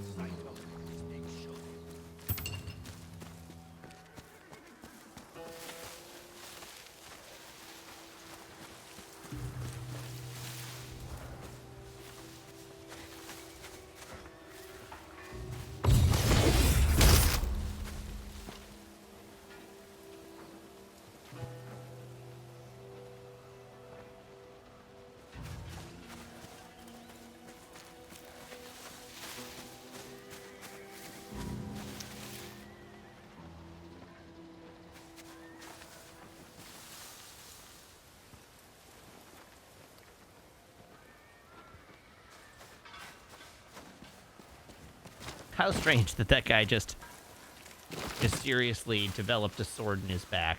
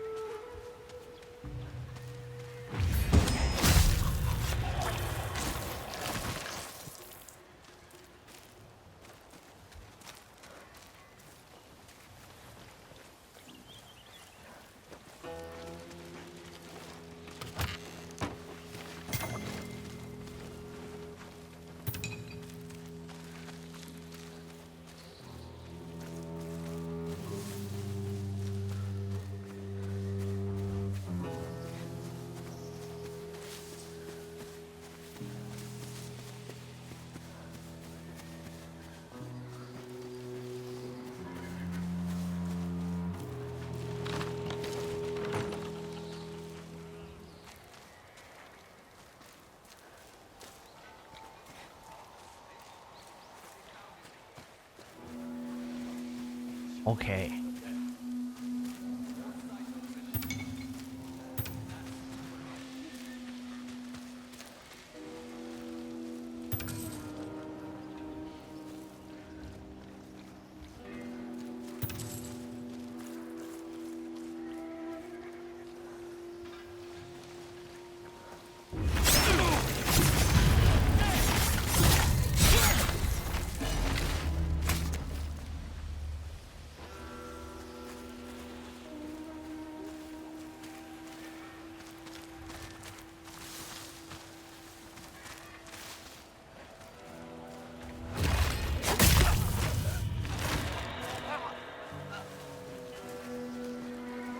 All right, nighty-night to that guy.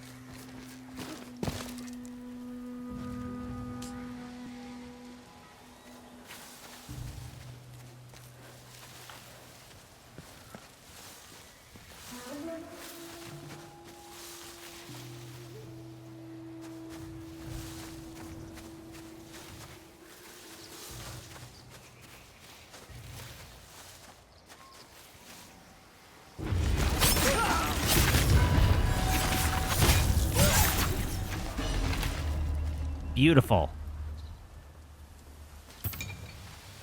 They don't put the curly on the front of dilly bars anymore? What?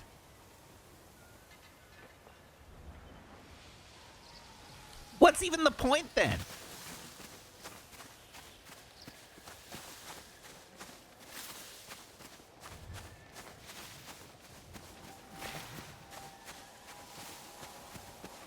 Did you just go to a kind of garbage DQ? There have been 123 streams in 2025, and Matt canceled 29. Jeez. That's not the kind of stat I like. He's canceled 1 in 5 streams. Thanks, me. What was that? My mental health can get stuff.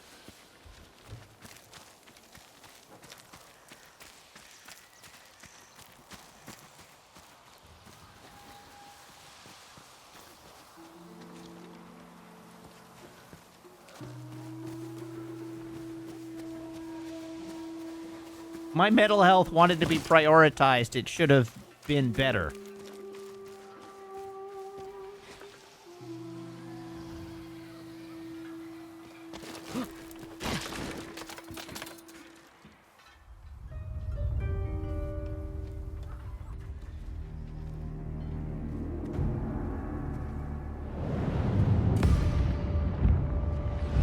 Oh, he's gonna get cytoned.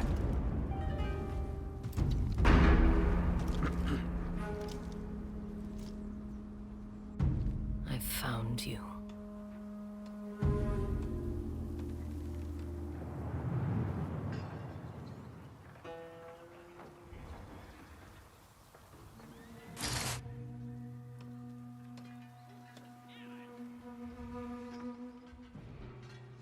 He's out of range.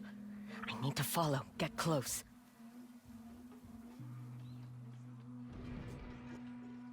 A crack in the walls.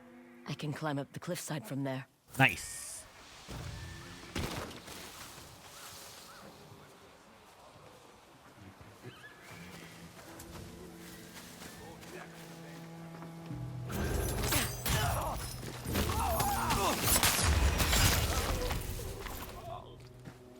No one will ever know I was here.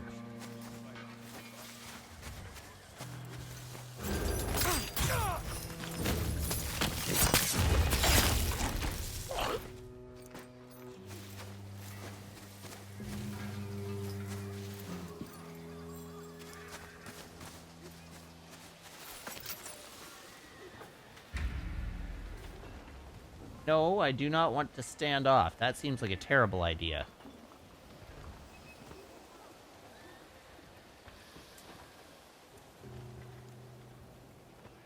I really don't trust those two samurai.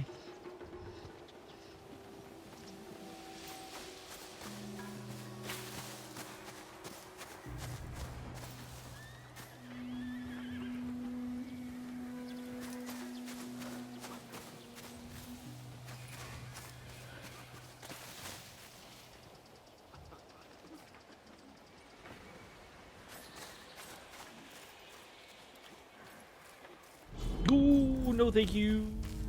Bye.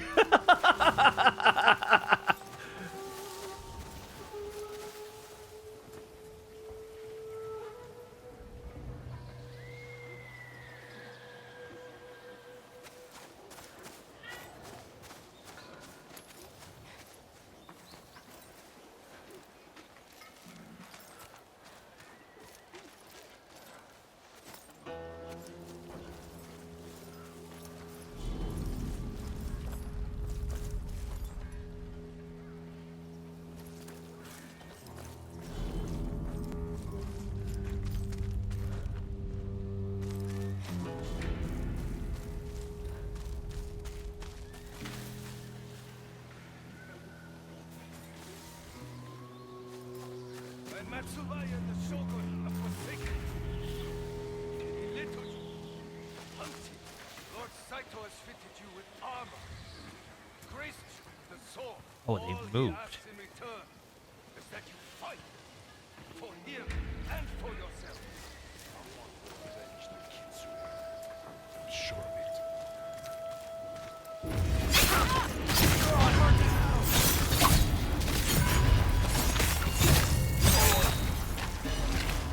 They'll never know.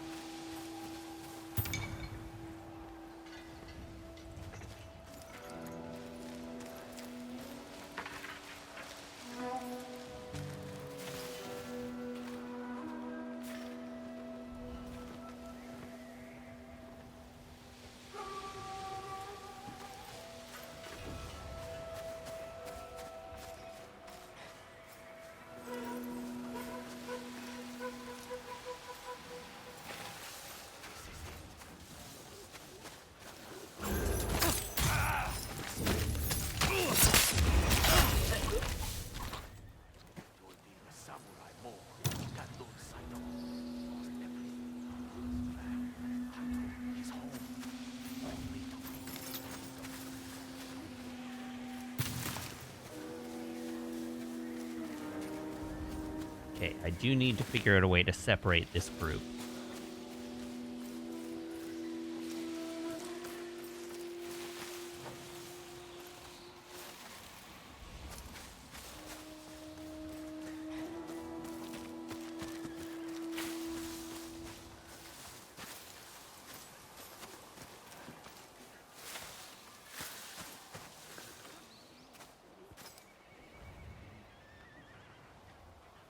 Hmm.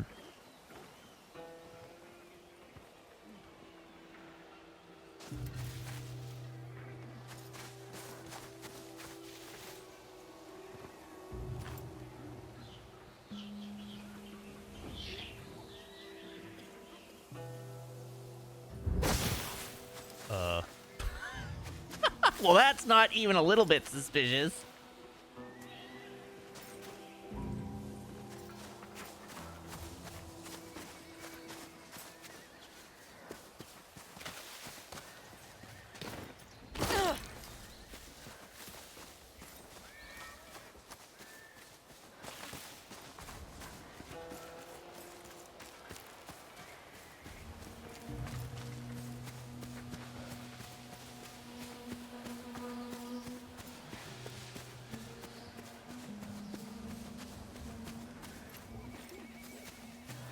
I've got to figure out a path forward.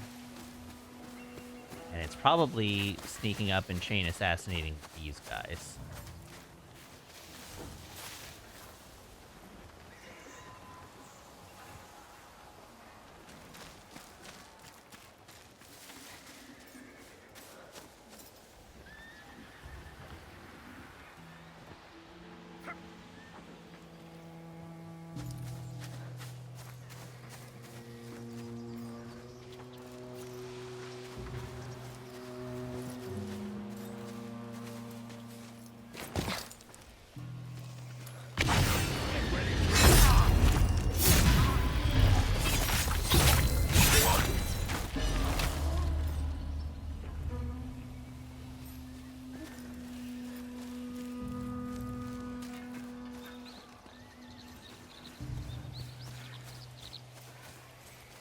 I did just stab that guy in the balls, but honestly, he probably deserved it.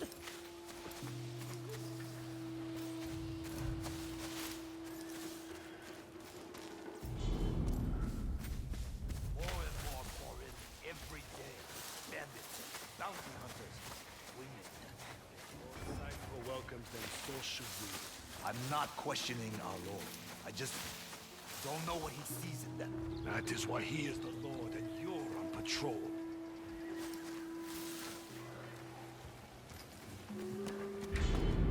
Ooh, yikes.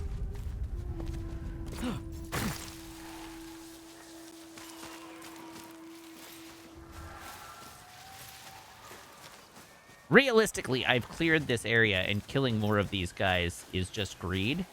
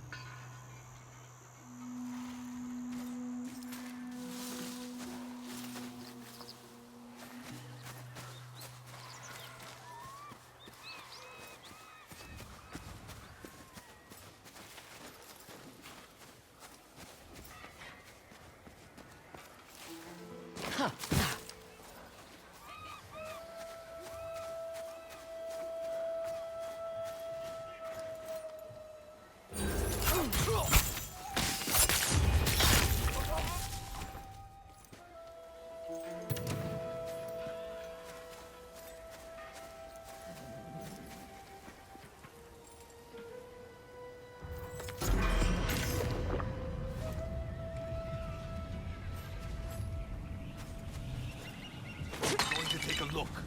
No. Ah, hell. Well, it's on now. No, I'm gonna just let them kill me.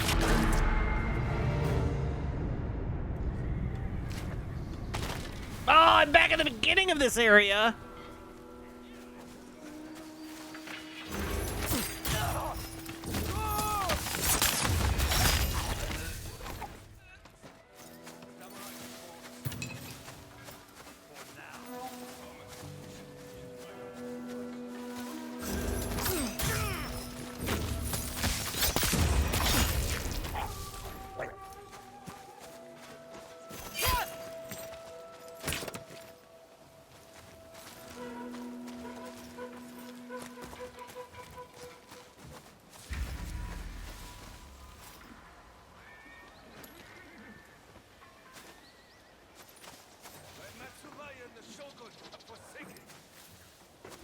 little.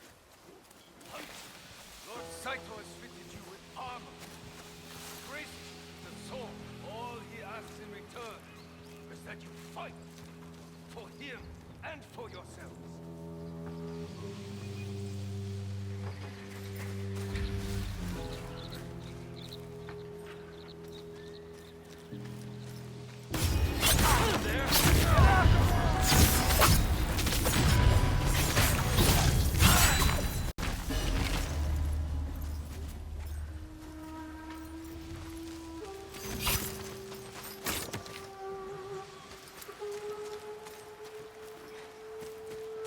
Okay.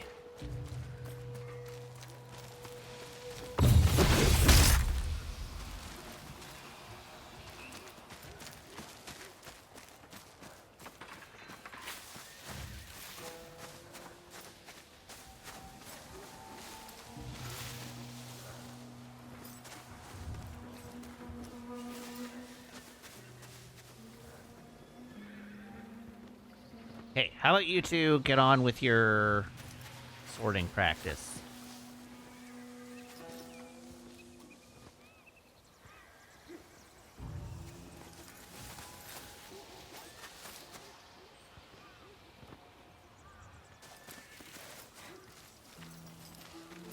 Who's there? Balls! Well, this isn't ideal. Today's raid? Unlikely.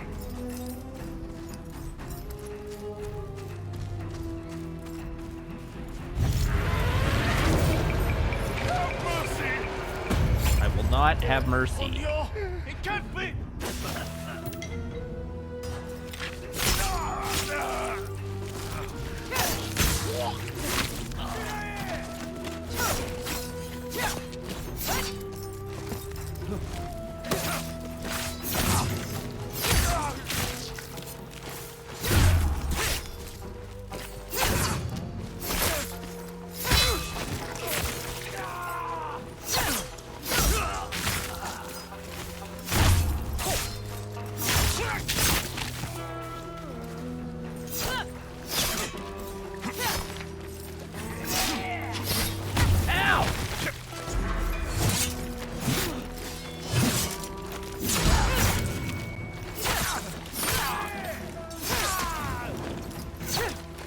Would any of you like to please drop a weapon that I can throw?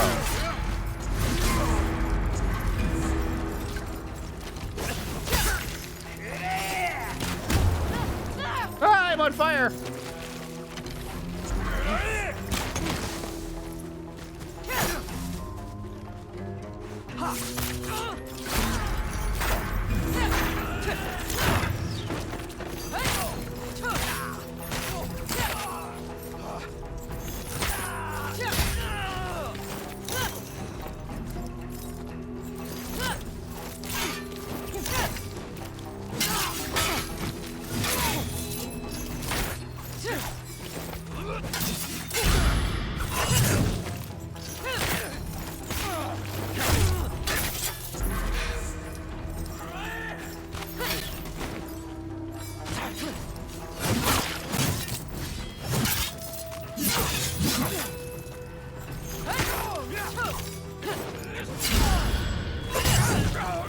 Thank you.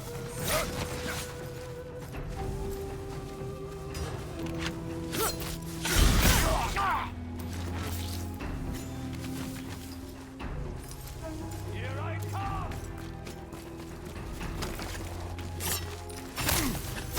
Oh, I don't like that. No, sir.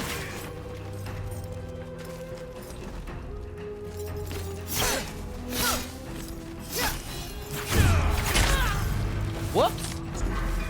Well, still too angry to die.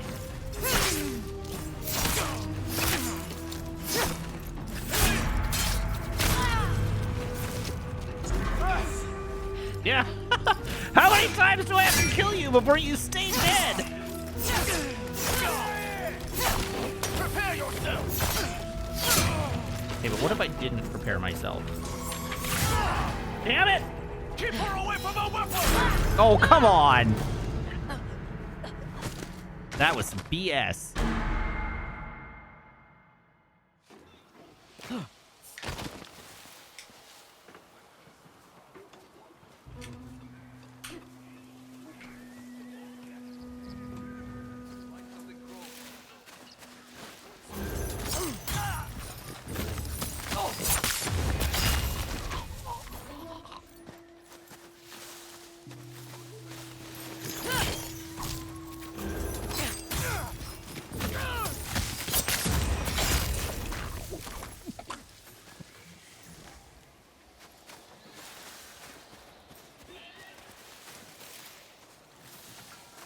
Matsumaya and the Shogun have forsaken you. They belittled you, hunted you. Lord Saito has fitted you with armor, graced you with the sword, all he asked.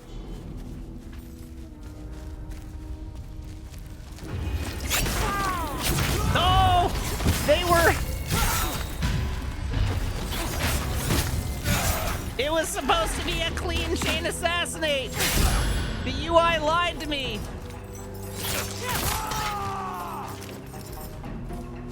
I see nothing, Ghostly. You are just flesh and blood.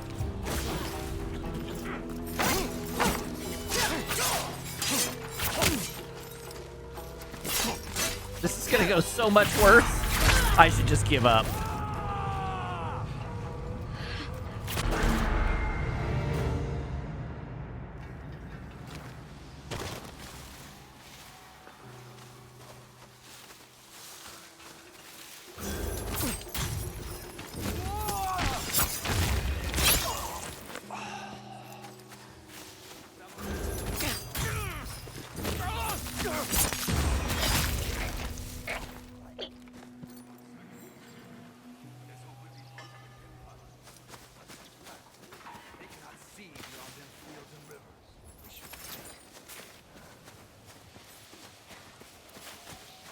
When Matsumaya and the Shogun have forsaken you, they belittled you, hunted you. Lord Saito has fitted you with armor, graced you with a sword. All he asks in return is that you fight for him and for yourself. Can't show weakness. Don't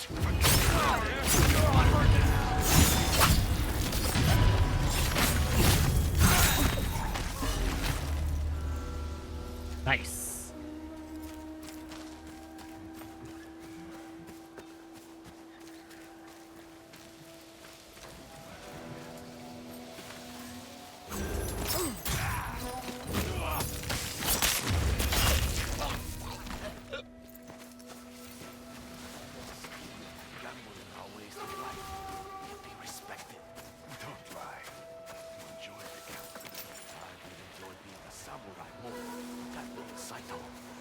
Everything.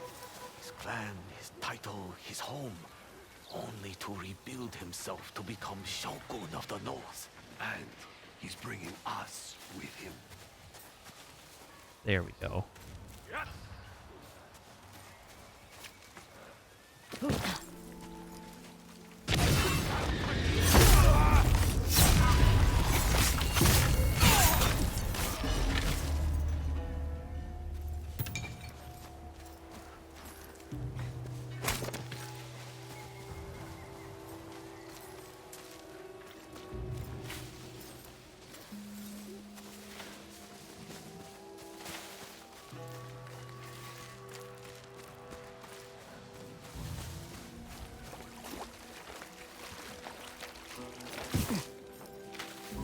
His body was never found. He was in smoke.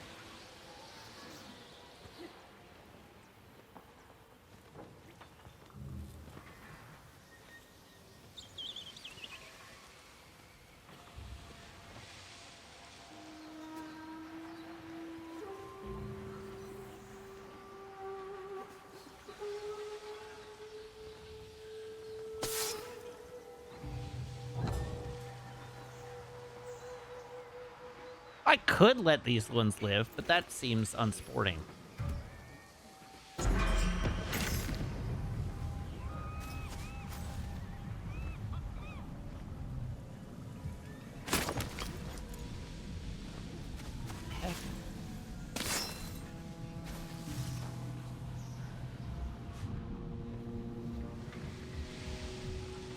I will see what that is.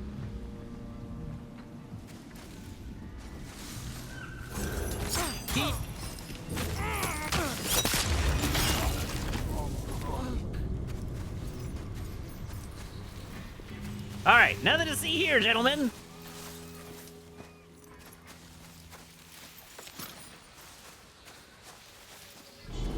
Whoop. Something there? Nope, nothing here. Don't know what you're talking about. Had it coming. God damn it. Dr. Kitsune!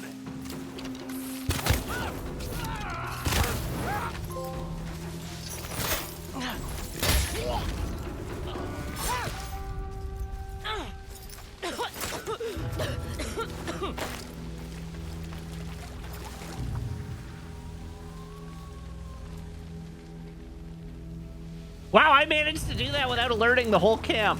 Go me.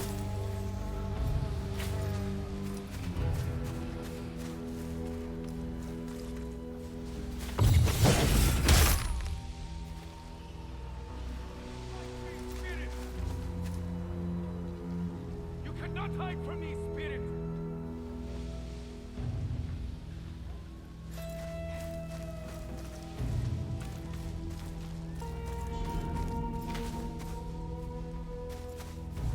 Now we separate them.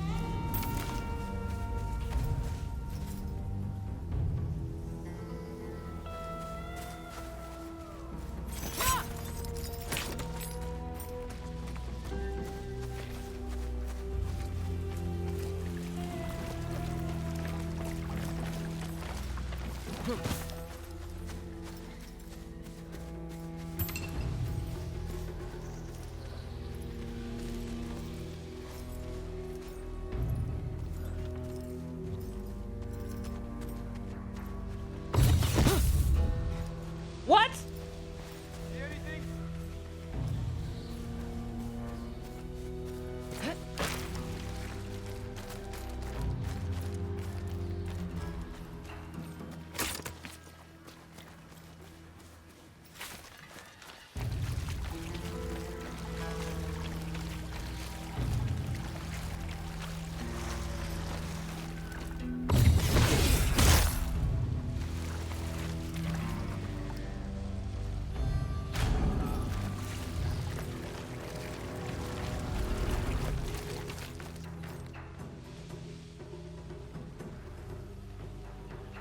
Okay, how onto me are they?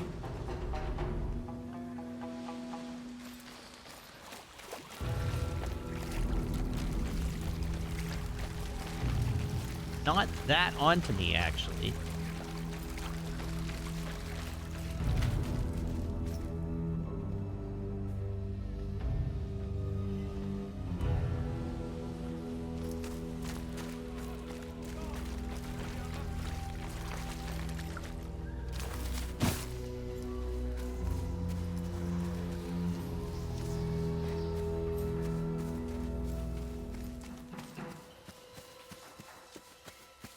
It is conceivable that I could get away with some shenaniganery here.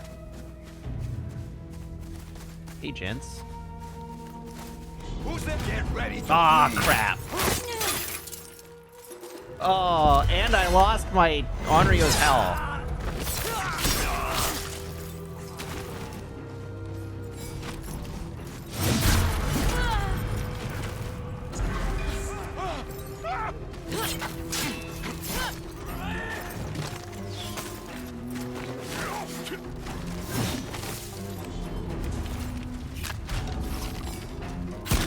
Ooh!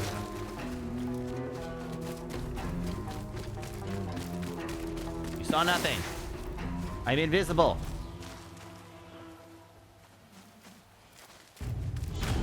Ah!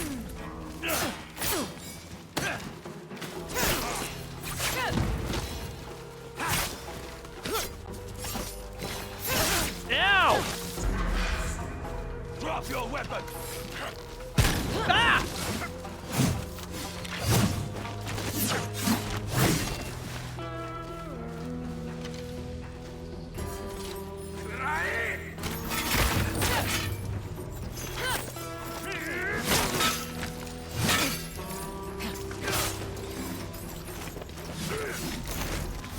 Oof!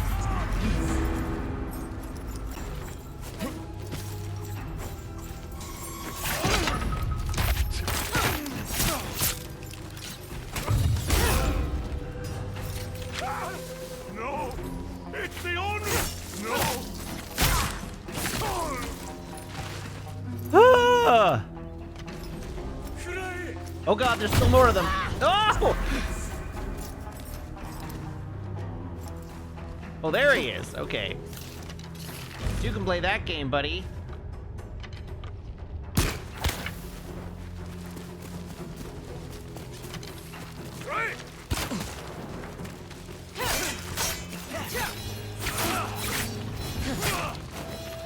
Wah! Wah! Wah! Wah! Here I come! Hello, Raiders! Welcome!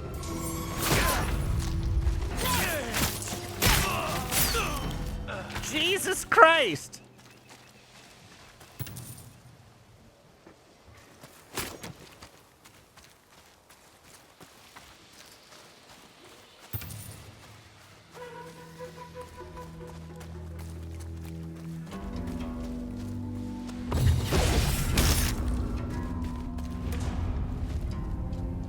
Oh god, there's still 2 of them? Oh, not ideal. Not ideal at all! Stop it!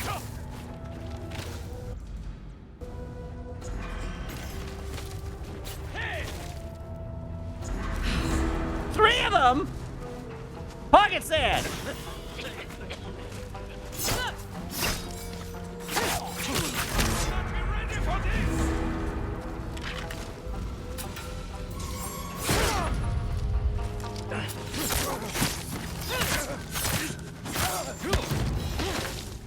Oh, come on!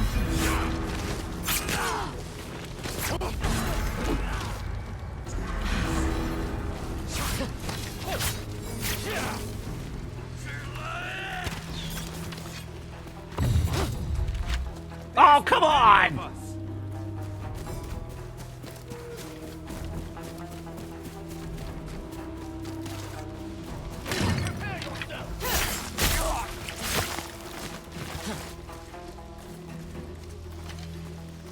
Pocket sand! Oh, balls! Jesus Christ!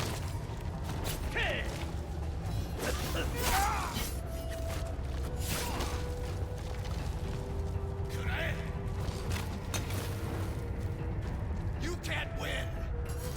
I can and I will!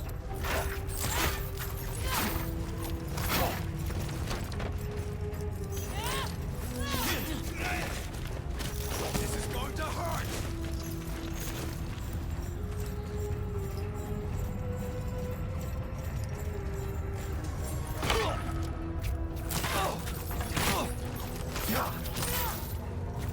Oh, come on!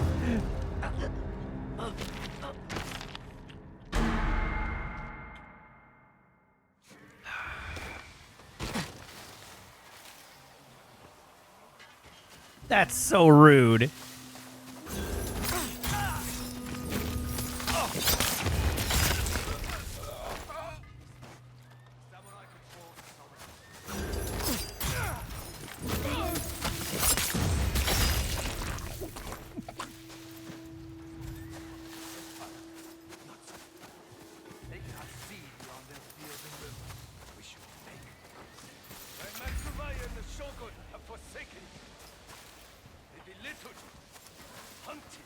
Lord Saito has fitted you with armor, graced you with a sword. All he asks in return is that you fight for him.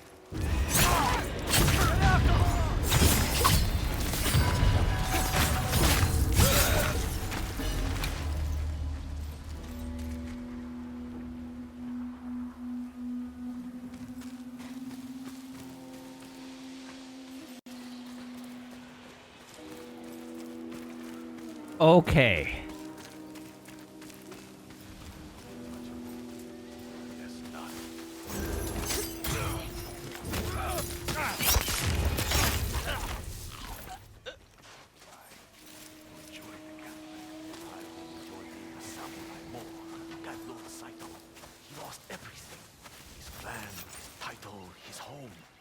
Only to rebuild himself to become Shogun of the North.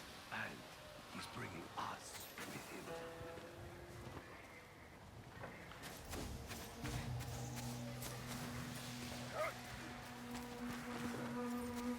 This time, try not getting spotted. Thank you. Why didn't I think of that before now?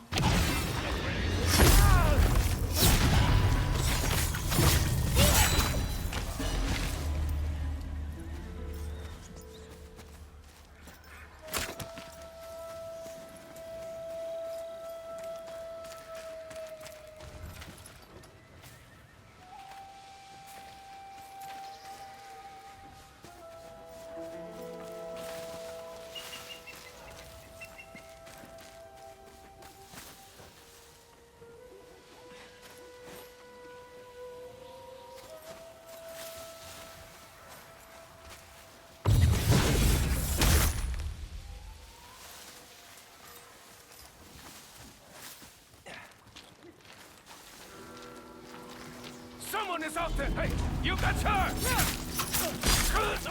Not so brave now, are you?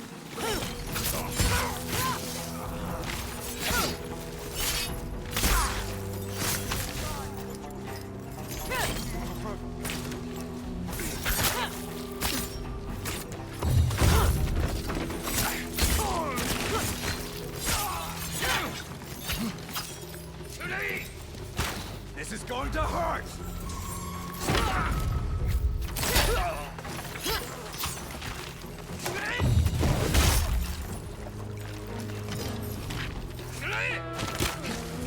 She's back!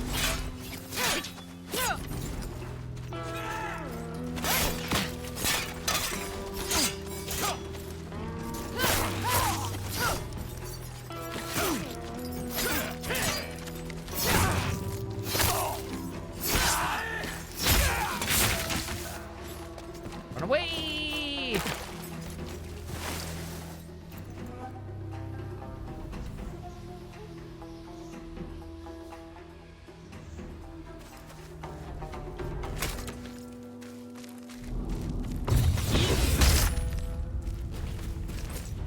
That's her!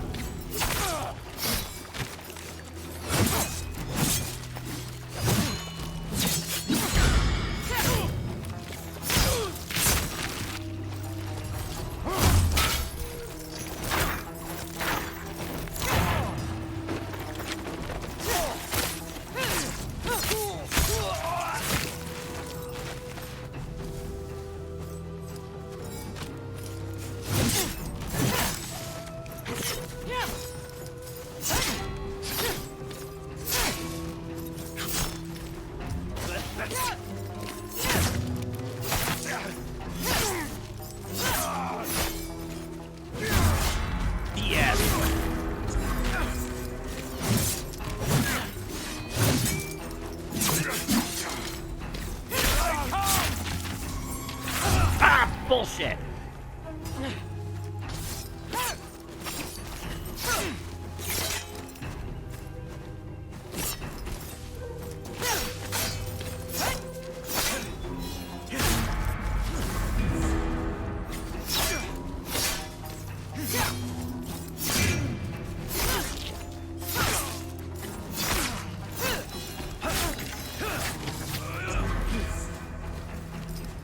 Pocket sand.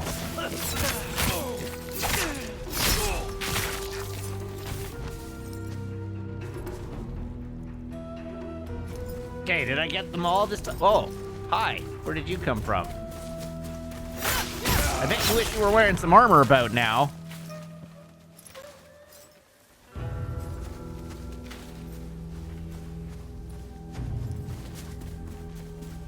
Ah! Undio! You don't scare me! Inundio! Hmm?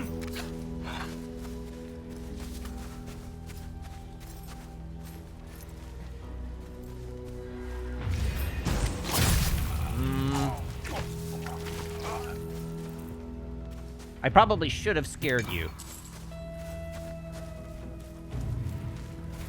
Oh, that one guy over there is still, like, washing his face.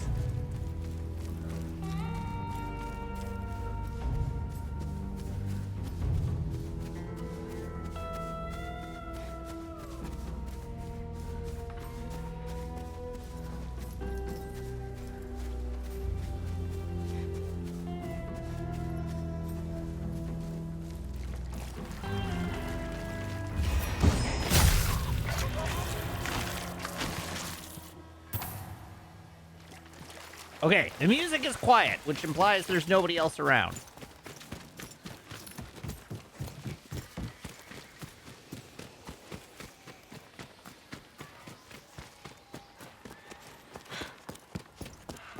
There we go. There's nobody left to run ahead and tell Saito we're here.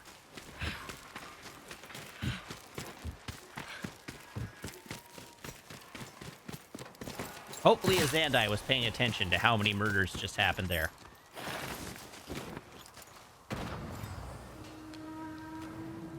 Gunfire. They have muskets.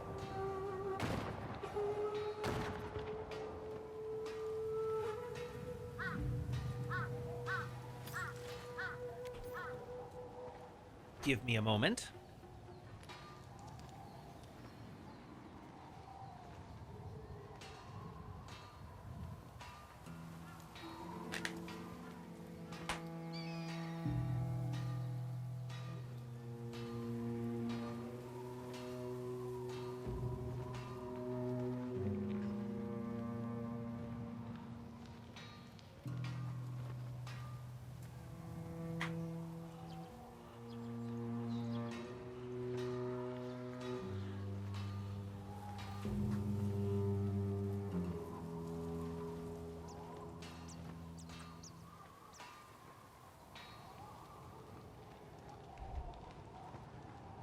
Okay.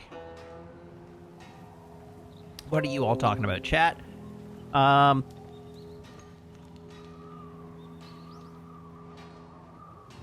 There were 22 enemies in that room? Holy hell. That seems like more enemies than there were. But I believe your count more than I believe my count.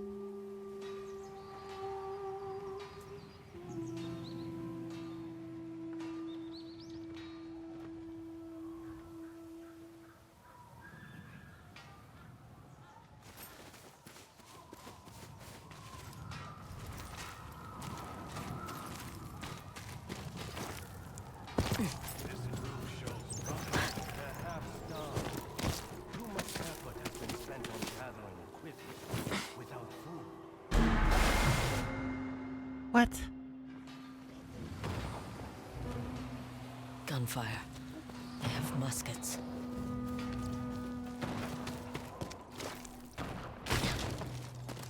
Fozzie Bear from Muppet Babies? What the hell, Jim Cat? Why Muppet Babies?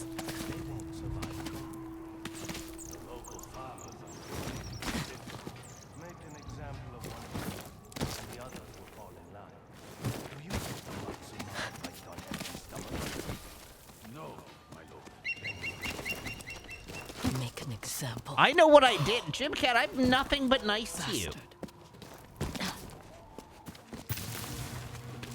I give you so much rope from which to hang yourself.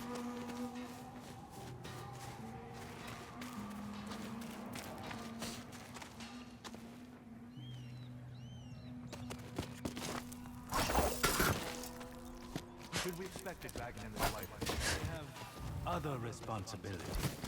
That's not being nice. Listen! Are finally home. If Jim Cat hangs themselves from the rope that I give them, that's a Jim Cat problem. I'm here giving them rope. I have not been blessed. Rope ain't cheap. Have you looked at the price of rope?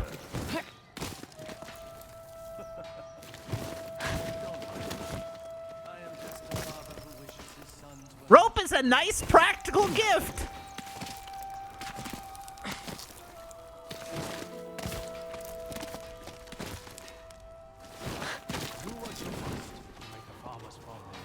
He's headed to the keep.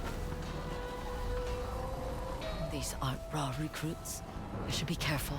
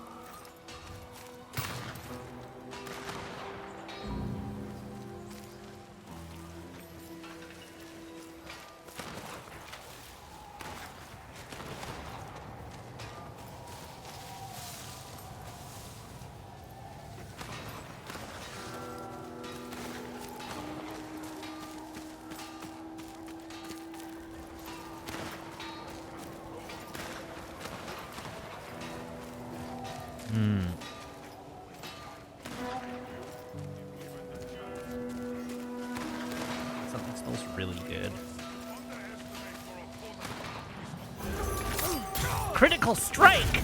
Uh-oh. Less than ideal. I should have read the prompt before pressing the button.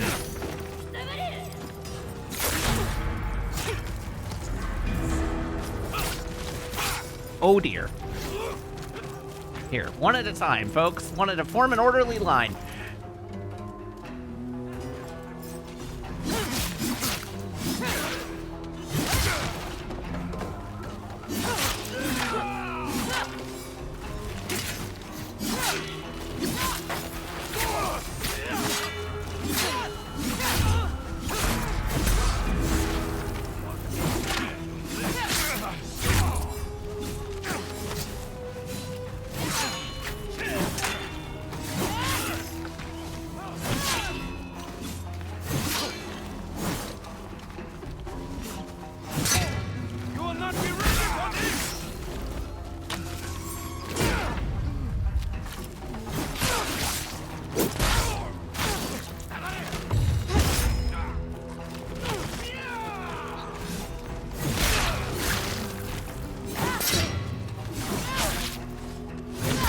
Wow, Odachi is OP. Oh, God!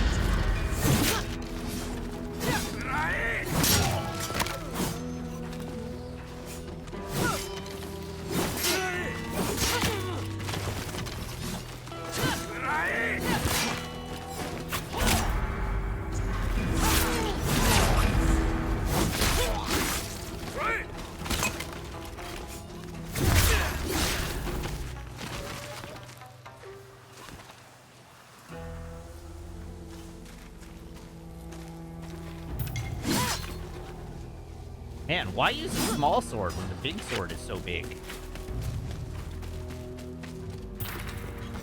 That was a great sentence out of my mouth.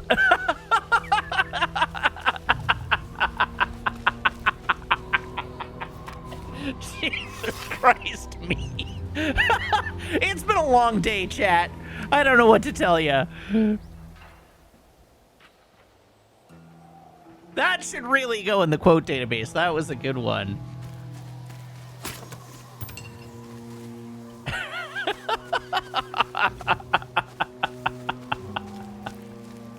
Good grief.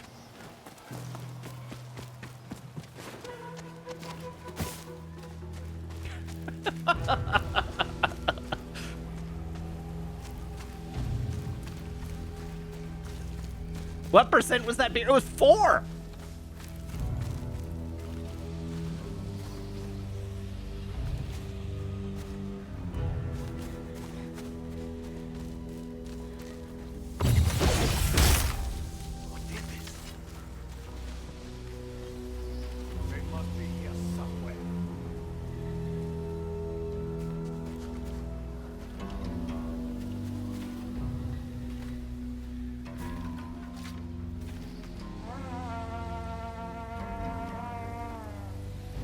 Got away.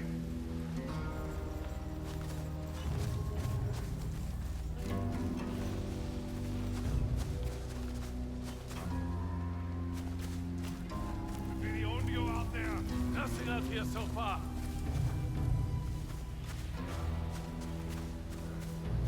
Maybe the Onryo out there. See anyone yet?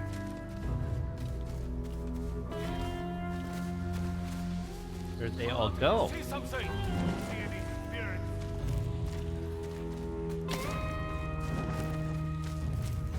Maybe the Onryo out there. They're not here.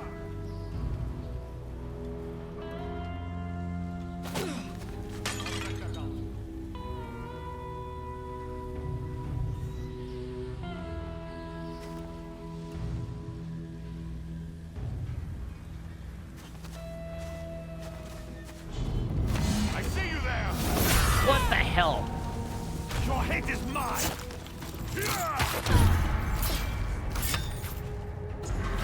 I have seen your face on a poster. Okay, but they haven't actually drawn my face on the poster. So, I have, like, a collection of them. I promise you, there's no face there.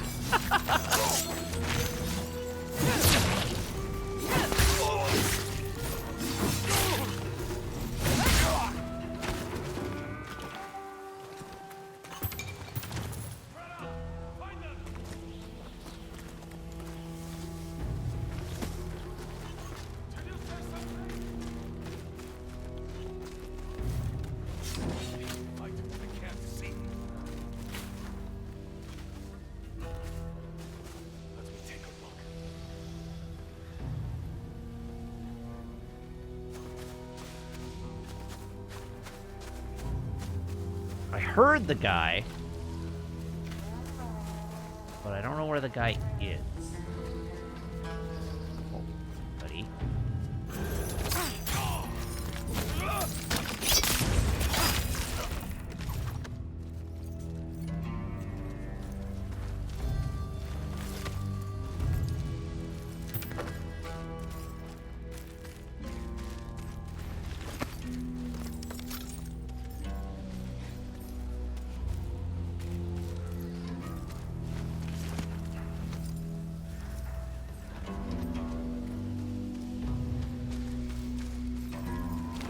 Where's the... There he is.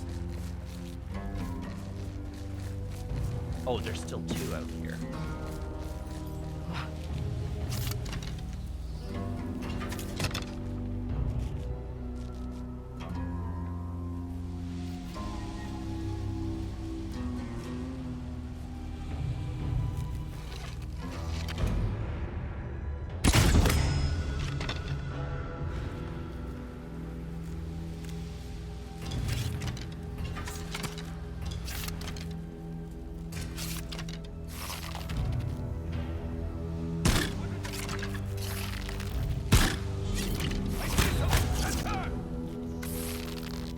Yeah, get poisoned on, idiot.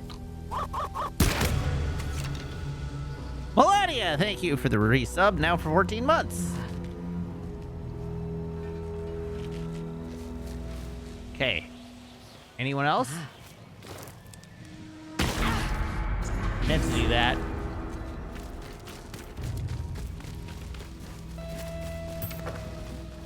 Alright, well, conveniently fall damage doesn't get rid of my Onryo's Howl, so that's nice.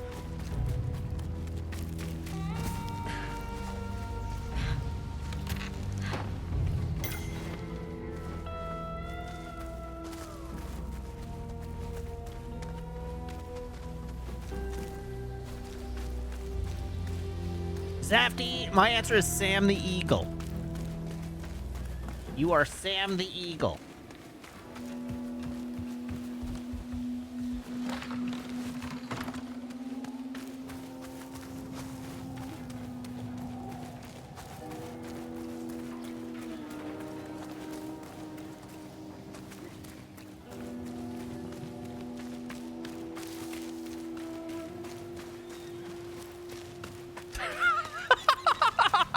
Wow.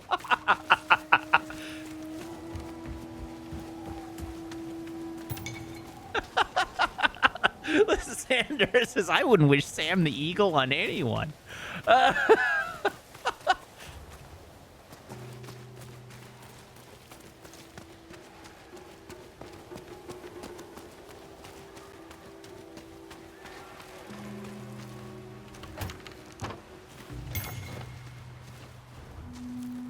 Hi, puppy.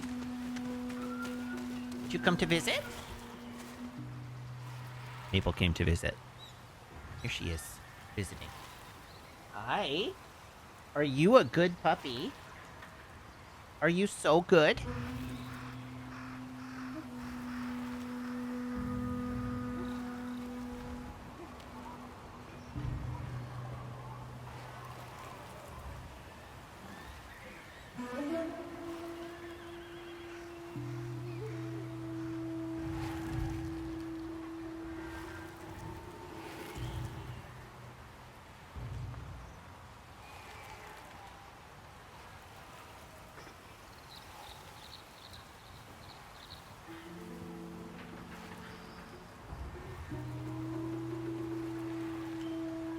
I don't know why she went way off. Here, touch.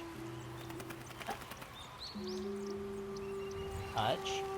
Touch. Good.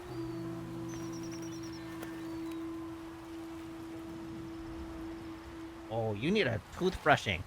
You need tasty treat. Because your breath is stinky.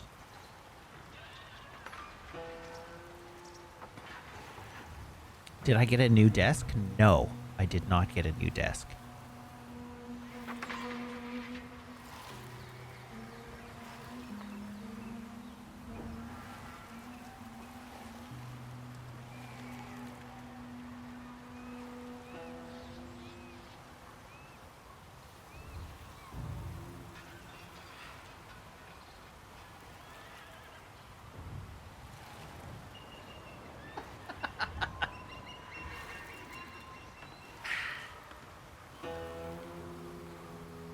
Oh. All right. 4x8. Here.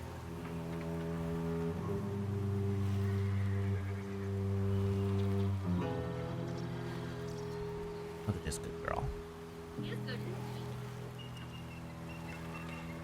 With the little teeth. You see her little teeth? I did see her little teeths.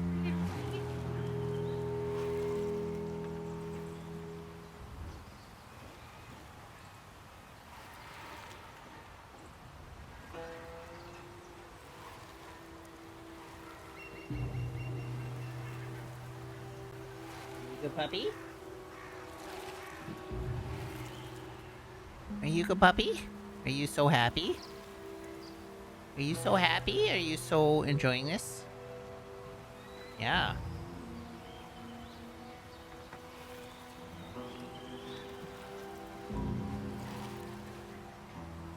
Here.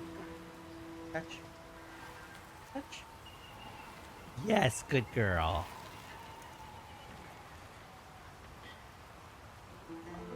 Okay, you're dismissed.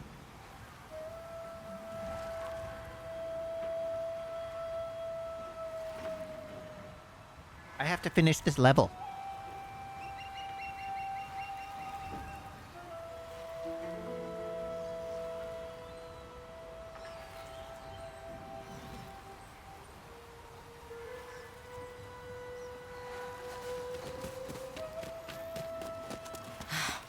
How to get around?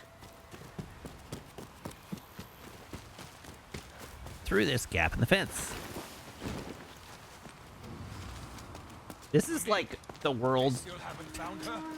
least well-protected keep. Don't. Saito, if you see. I know she's only a woman. But more and more of the men are falling victim to superstition. Most of them are still no better than peasants. We must train it up.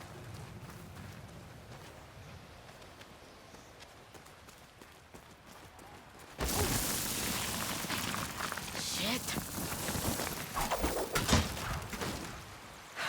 Made it.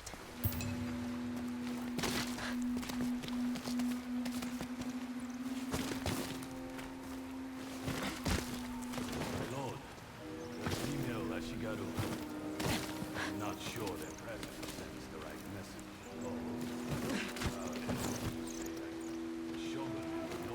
Whee!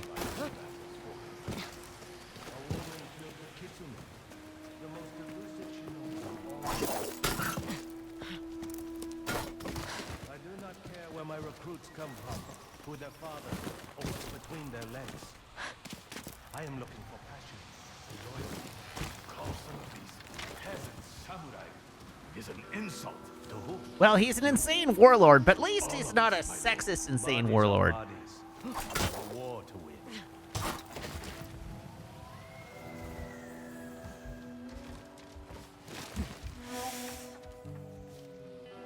Without the kitsune, we are blind to what is happening. Well, this is outside definitely of not our going to function as an assassination. Wow. Jeez. He used the force.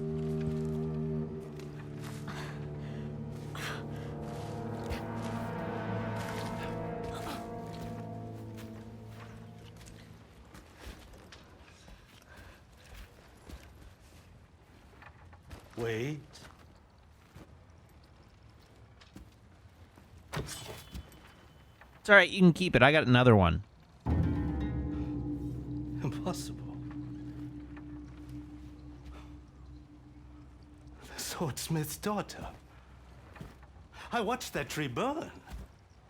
How did you escape? Same way. I survived every battle. The thought of killing you.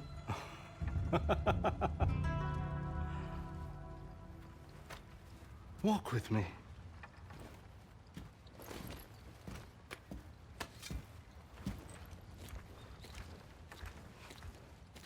I do have like 7 other swords, you know. Life has not been kind to you, has it, little wolf? Don't call me that. Tell me, When you were fighting all those battles, did you ever find a lord willing to name you samurai? You know I didn't. The shoguns Matsumai don't want warriors like you and me. They want dogs, men who can be trained, made loyal. You're not different. Only instead of honor, you promise people freedom. To keep their swords, to become samurai. It's all bullshit to make them serve you. Except the Matsumai would never give a woman a sword. The shogun would say, a wolf cannot be tamed.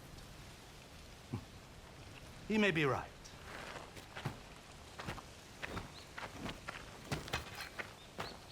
But I'm still tempted to try.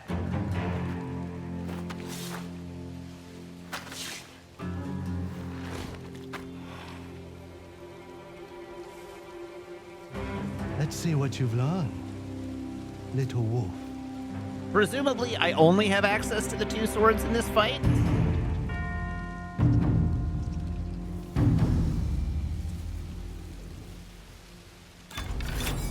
Oh, no, I've got them all. All right. Ow! Damn it! That was a suck-ass way to start.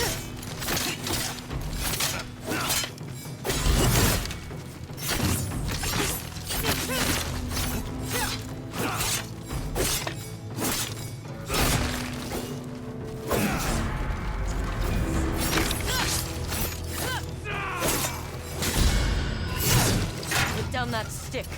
Draw your katana. That would not be fair to you, and would belittle me as a warrior. Ow! Stop killing me! Our time runs short, little wolf.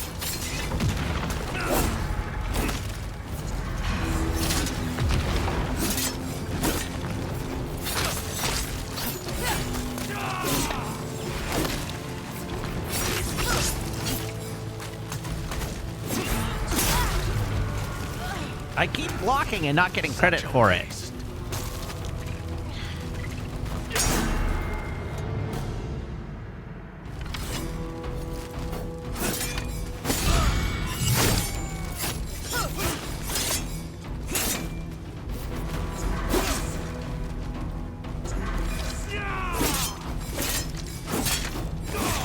I gotta get better with his attack windows.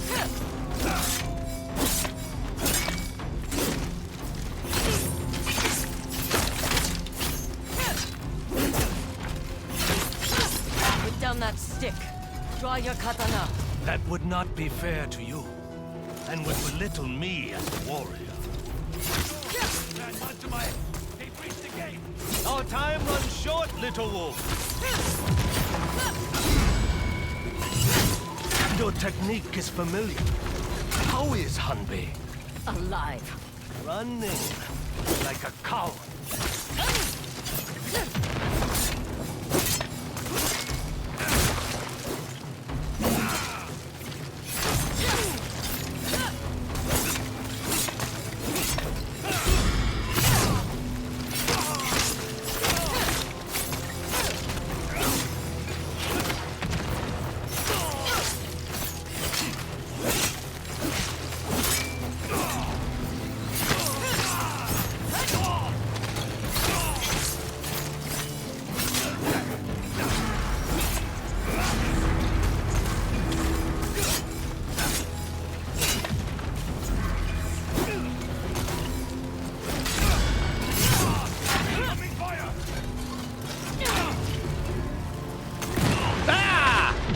Boo!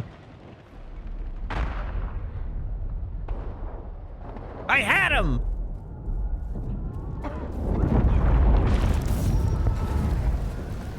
Curse the Matsumai denying me my revenge!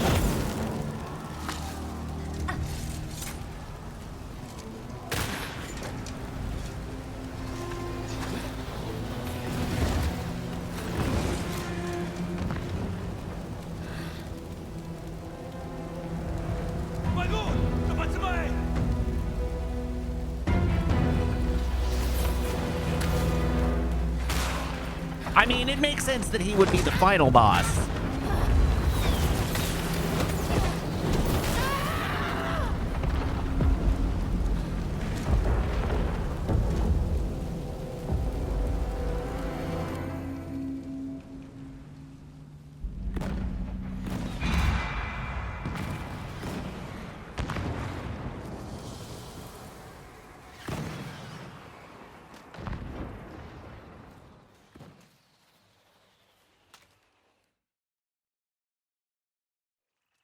Hold on, I've got you. Hey, it's Hanbei. Rest. Your lungs are filled with smoke. Hanbei? Where is Saito? Gone. He cut through more than a dozen Matsumai to escape. How did the samurai even know he was here? I told them. I thought I was helping you. He'll be more careful now. I'll have to draw him out. Or you could live your life, Atsu. Stop chasing death. I made a promise to my family. Yotei six breathe. My family will never know peace. Except for the one I Dying will not spared. bring them peace either. I hope you find what you are looking for.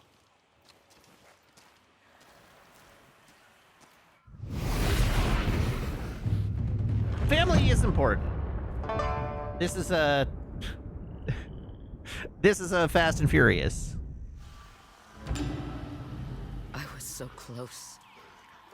The Oni's name itches to be crossed off my sash. I'll find him. Nishikari Plain.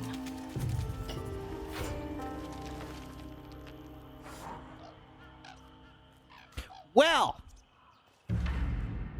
Ohana means blood vengeance. Very good.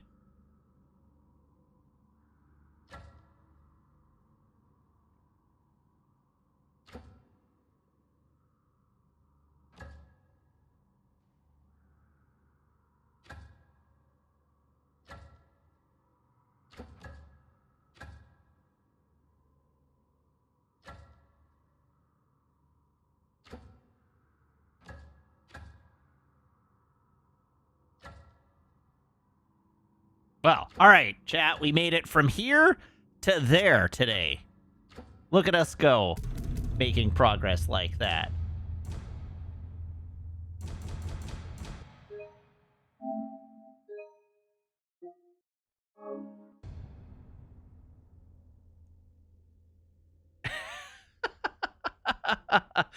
But on account of how tired I am, and the fact that I'm quite hungry now, I'm going to call it there for the night. So thank you, everybody, for tuning in. Thank you to everybody who subscribes, and everybody who follows, and everybody who cheers, and everybody who chats, and everybody who hangs out and lurks. It is a genuine thrill to stream for you, and I hope you as much on watching as I do playing. I'll be back, same Matt time, same Matt channel, here on twitch.tv/Wiggins on Thursday, playing more Ghost of Yotei. So I do hope you'll tune in then.